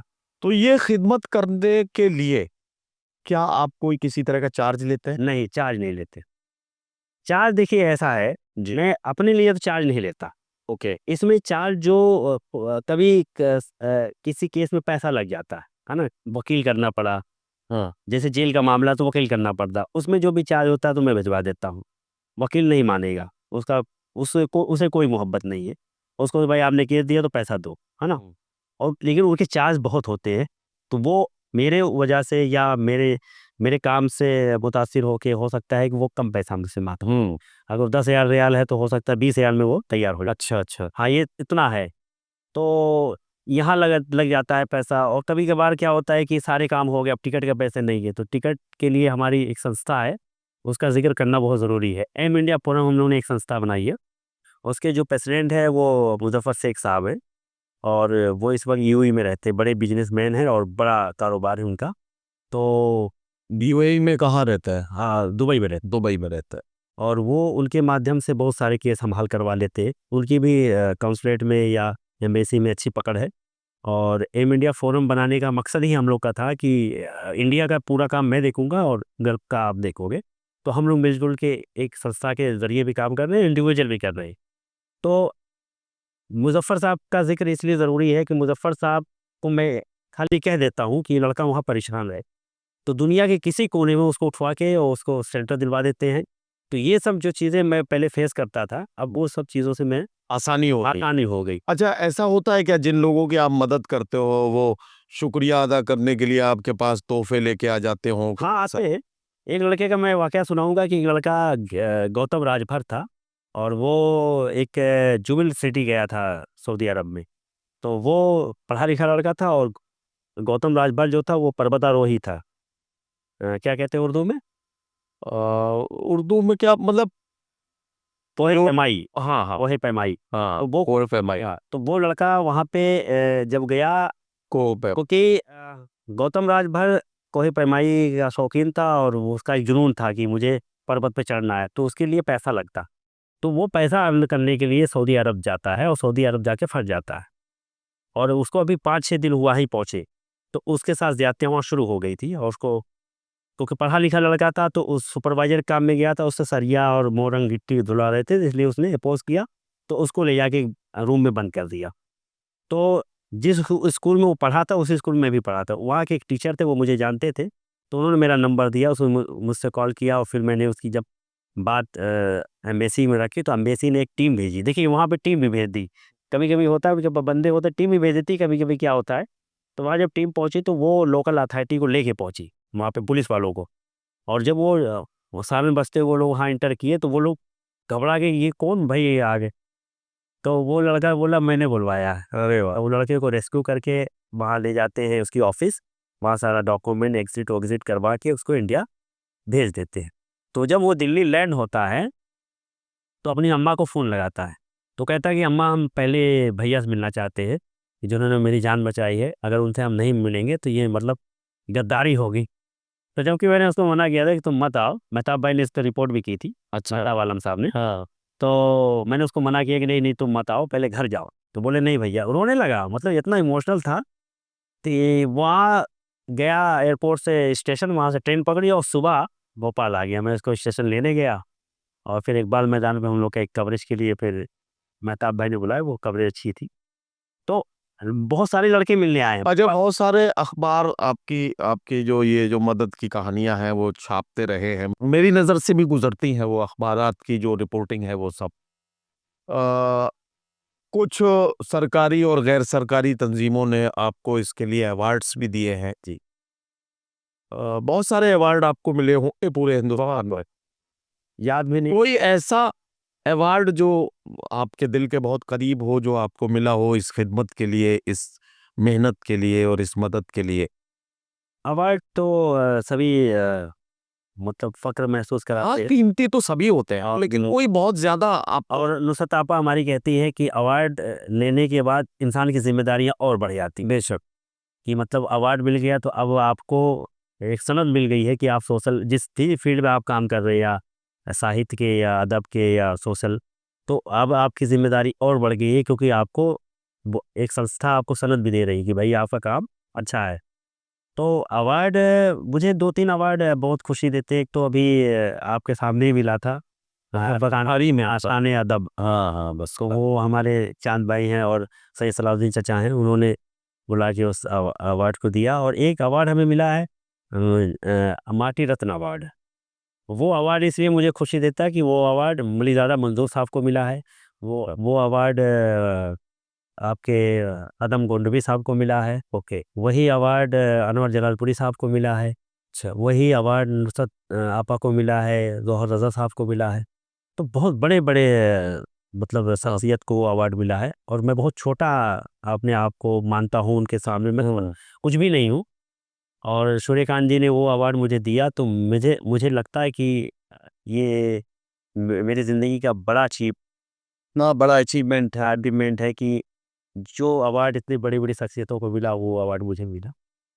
चलिए साहब, मैं समझता हूँ हम काम काम की बातें तो सभी कर चुके हैं, और अगर इस पॉडकास्ट में आप यहाँ तक आ गए हैं तो मैं आपसे एक बात ज़रूर जानना चाहूँगा कि इस पॉडकास्ट में जितने भी वाक़यात आपने सुने हैं, या इस जैसे कोई और वाक़या, कोई और तजुर्बा, कोई और आपका आपके एहसास से जुड़ा हुआ वाक़या अगर आपके ज़हन में है, तो उसको ज़रा-सा अपने कमेंट्स में थोड़ा-सा उसका इशारा कीजिए। और अगर कोई सवाल आपके पास हो, तो आप वो सवाल भी जो अभी तक हम आपको लगता है कि हमको आबिद भाई से ये सवाल पूछना चाहिए था और हम नहीं पूछ सके हैं, तो आप अपने कमेंट्स में वो सवाल लिखिएगा। हम कोशिश करेंगे कि आबिद भाई से किसी एक छोटी-सी मुलाकात में आपके ज़रिए भेजे गए सवालों को भी एक बार फिर शामिल करके इस पॉडकास्ट का एक दूसरा पार्ट भी आपके खिदमत में पेश कर सकें। आते जाते रहते हैं। और ज़ाहिर है कि हम उसके देखिए, या कहानियाँ तो कई हज़ार हैं, क्योंकि हज़ारों लोग की मदद है तो कई हज़ार कहानियाँ हैं। बेशक और लेकिन उसमें वो कहानियाँ हमने बताई हैं जो बहुत दर्दनाक है, जो जिनके साथ वाक़ई वहाँ पे ज़्यादतियाँ हुई हैं। तो ऐसी कहानी हमने इसलिए बताई ताकि इससे आपको इबरत भी मिले, और एक तरीका भी आपको मालूम हो कि भई वहाँ फँसने के बाद आपको निकलना कैसे है। कि हर जहाँ आबिद हुसैन तो आपकी मदद करने नहीं आएगा। आपको भी खुद से भी कोशिश करनी है, अवेयर और भी रहना। अवेयर भी रहना है। आजकल दुबई में एक और फ्रॉड हो रहा है, वो हम भूल रहे थे, हमने कहा इसका ज़िक्र जो हुई है। आजकल दुबई के अंदर यूएई पूरा, बल्कि पूरे गल्फ़ में मान लें, लेकिन केस हमारे पास यूएई से आ रहा है, इसलिए यूएई का ज़िक्र कर रहे हैं कि वहाँ पे बहुत सारे पाकिस्तानी जो हिंदुस्तानियों की फर्जी आईडी बनाकर हुँ, पैसे का लेन-देन कर रहे हैं। अच्छा, इनको पता ही है ये क्या है कि जैसे कंपनी में लोग काम करते हैं, पार्क-वार्क में जाके ऐसे बैठे हैं, तो ऐसे कोई रैंडम आ जाता है और बोलता है मोबाइल देना, 1 मिनट कॉल करनी है। उसने मोबाइल लिया, फट्टे से उतनी उतनी देर में आईडी बनाया और पैसे के लेन-देन करके चला गया। अब जब आप भारत आएँगे, जैसे ही आप एयरपोर्ट पे जाएँगे तो आपका जब वो चेक किया जाएगा, क्योंकि जो आपका मोबाइल नंबर है, आपका वो है, वो सब आपके वहाँ के कार्ड से लिंक होता है, जो अकामा होता है, उससे लिंक होता है। तो आप वहाँ पे पता चलता है कि आपके नाम पे इतने सारे फ्रॉड हो चुके हुए हैं, और ये भी हो रहा है। पता भी नहीं है, नहीं आपको पता भी नहीं है। अरे वाह! अब इससे भी आपको बहुत सतर्क रहना है कि किसी को अपना मोबाइल वहाँ नहीं देना है। कोई भी कितना भी ख़ास रहे, मतलब आपका रूममेट भी रहे ना, तो आप मोबाइल ना दीजिएगा किसी को। और सही बात। हाँ, क्योंकि वो 1 मिनट में से आपके साथ फ्रॉड कर देगा और आपको परेशान होना पड़ेगा। अभी रियाज़ नाम का एक लड़का है, वो बेचारा कंटिन्यू संघर्ष कर रहा है, उसका मैं काम करा रहा हूँ। यही सेम समस्या उसके साथ आई थी। तो वो ऐसे ही बोला, पार्क में बैठे थे कि बंदा आया और बहुत सी हिंदी-हिंदी बोल रहा था, उसको मैंने मोबाइल दे दिया, उसने फ्रॉड कर दिया। 3.5 लाख रियाल कुछ दरहम की बात है वो। तो इस चीज़ों से बड़ा सतर्क रहना। विदेश जाइए, खूब जाइए, खूब कमाइए। आपका जो वाइट मनी है, वाइट मनी कहलाता है ना? हाँ बिल्कुल। तो वाइट मनी जब आता है तो वो भारत की इकोनॉमी में काम आता है, ऐसी की बात है। लेकिन बहुत सतर्क और सुरक्षित होके जाइए, डॉक्यूमेंट का पूरा प्रॉपर चेक करिए, एजेंट के बारे में पता लगाइए, एजेंसी के बारे में पता लगाइए। जब आपको लगे कि हाँ, ये लोग परफेक्ट हैं, इन लोग का काम अच्छा है ना? और एक चीज़ और, आजकल क्या करते हैं एजेंसियाँ, क्या करती हैं, जब आपको भेजती है ना, तो एक वीडियो बनवाती है। वीडियो में ये कहलवाती है कि हम जो जा रहे हैं और ठीक-ठाक काम हुआ है वगैरह, वगैरह। आज हमारी फ़्लाइट है और हम अपनी मर्ज़ी से जा रहे हैं, वो सब कुछ उसमें कबूलवा लेती है ना? और फिर जब वहाँ लड़का पहुँचता है, वहाँ भी एक वीडियो बनवा लेते हैं, यहाँ मैं पहुँचा आ गया ठीक-ठाक। खैरियत से आ गया मैं, और वहाँ पे अच्छा ये देखो, अच्छा अच्छी जगह ठहराया है मुझे, ये है वो है। तो ऐसे कोई दबाव में आपको वीडियो नहीं बनानी है ना? आपको जब लगे कि ये सही है तो ही वीडियो बनाइए, क्योंकि वो वीडियो आपका हथियार, आपके खिलाफ इस्तेमाल किया जाए। खिलाफ हथियार इस्तेमाल होता है कि जैसे ही जब हम केस भेजते हैं एम्बेसी को, तुरंत वो एजेंट क्या करता है, वो वीडियो ही एम्बेसी को भेज देता है कि देखिए साहब, वो लड़का यहाँ ठीक है, झूठ बोल रहा है। और हम भी झूठे बन जाते हैं, है ना? तो आपको किसी तरह का ऐसा कोई वीडियो नहीं बनाना, बल्कि हमको कहते हैं एजेंसी की भी वीडियो बनानी चाहिए। भाई जो एजेंसी भेज रही है, जो वादा कर रही है, वो वीडियो बनाए। आप भी वो वीडियो बना के दे कि हम ये बात कह के इनको लाए हैं, और ये हमने इनको दिया है, जी, और इनको किसी तरह की परेशानी परेशानी नहीं आती, इसका मैं वादा करता हूँ। वो बेचारा वीडियो बना के, वो तो डरा सहमा खुद ही है, गरीब आदमी है, उसने वीडियो बना दिया और उस वीडियो का आप गलत इस्तेमाल करते हैं, तो ये सब चीज़ों से आपको सतर्क रहना है। बिल्कुल आप जाइए और धूम मचाइए, खूब कमाइए। बहुत शुक्रिया, बहुत शुक्रिया। बस शुक्रिया। बहुत अच्छा लगा। बहुत काम की बातें हमारे व्यूअर्स को मिल गई, और अब आखिर में आपसे रुखसती का वक्त आ गया है, तो बस मैं यही कहूँगा कि इस पॉडकास्ट के बारे में, इस खूबसूरत सी गुफ्तगू और खूबसूरत सी मुलाकात जो सैयद आबिद हुसैन साहब उर्फ रियल बजरंगी भाईजान के साथ जो हमारी मुलाकात हुई है, ये पॉडकास्ट आपको कैसा लगा है, इसके बारे में अपनी राय ज़रूर दीजिएगा। आपकी राय, आपके बेहतरीन कमेंट्स और आपके लाइक्स और आपके शेयर्स, आपके सब्सक्रिप्शन, इन सब का हमें इंतज़ार रहता है। यही हमारी लाइफलाइन है, यही हमारे लिए ऑक्सीजन का काम करती है, जो हमें हिम्मत और हौसला देती है कि हम और बेहतर काम करें, और बेहतर, और बड़ी, और अहम शख्सियत के साथ आपकी मुलाकात कराएं। तो अब मुझे इजाज़त दीजिए। सितारे हिंद में फिर किसी बड़ी पर्सनैलिटी के साथ एक बार फिर आपसे जल्द ही मुलाकात होगी, इस उम्मीद के साथ इजाज़त चाहूँगा। अल्लाह हाफ़िज़।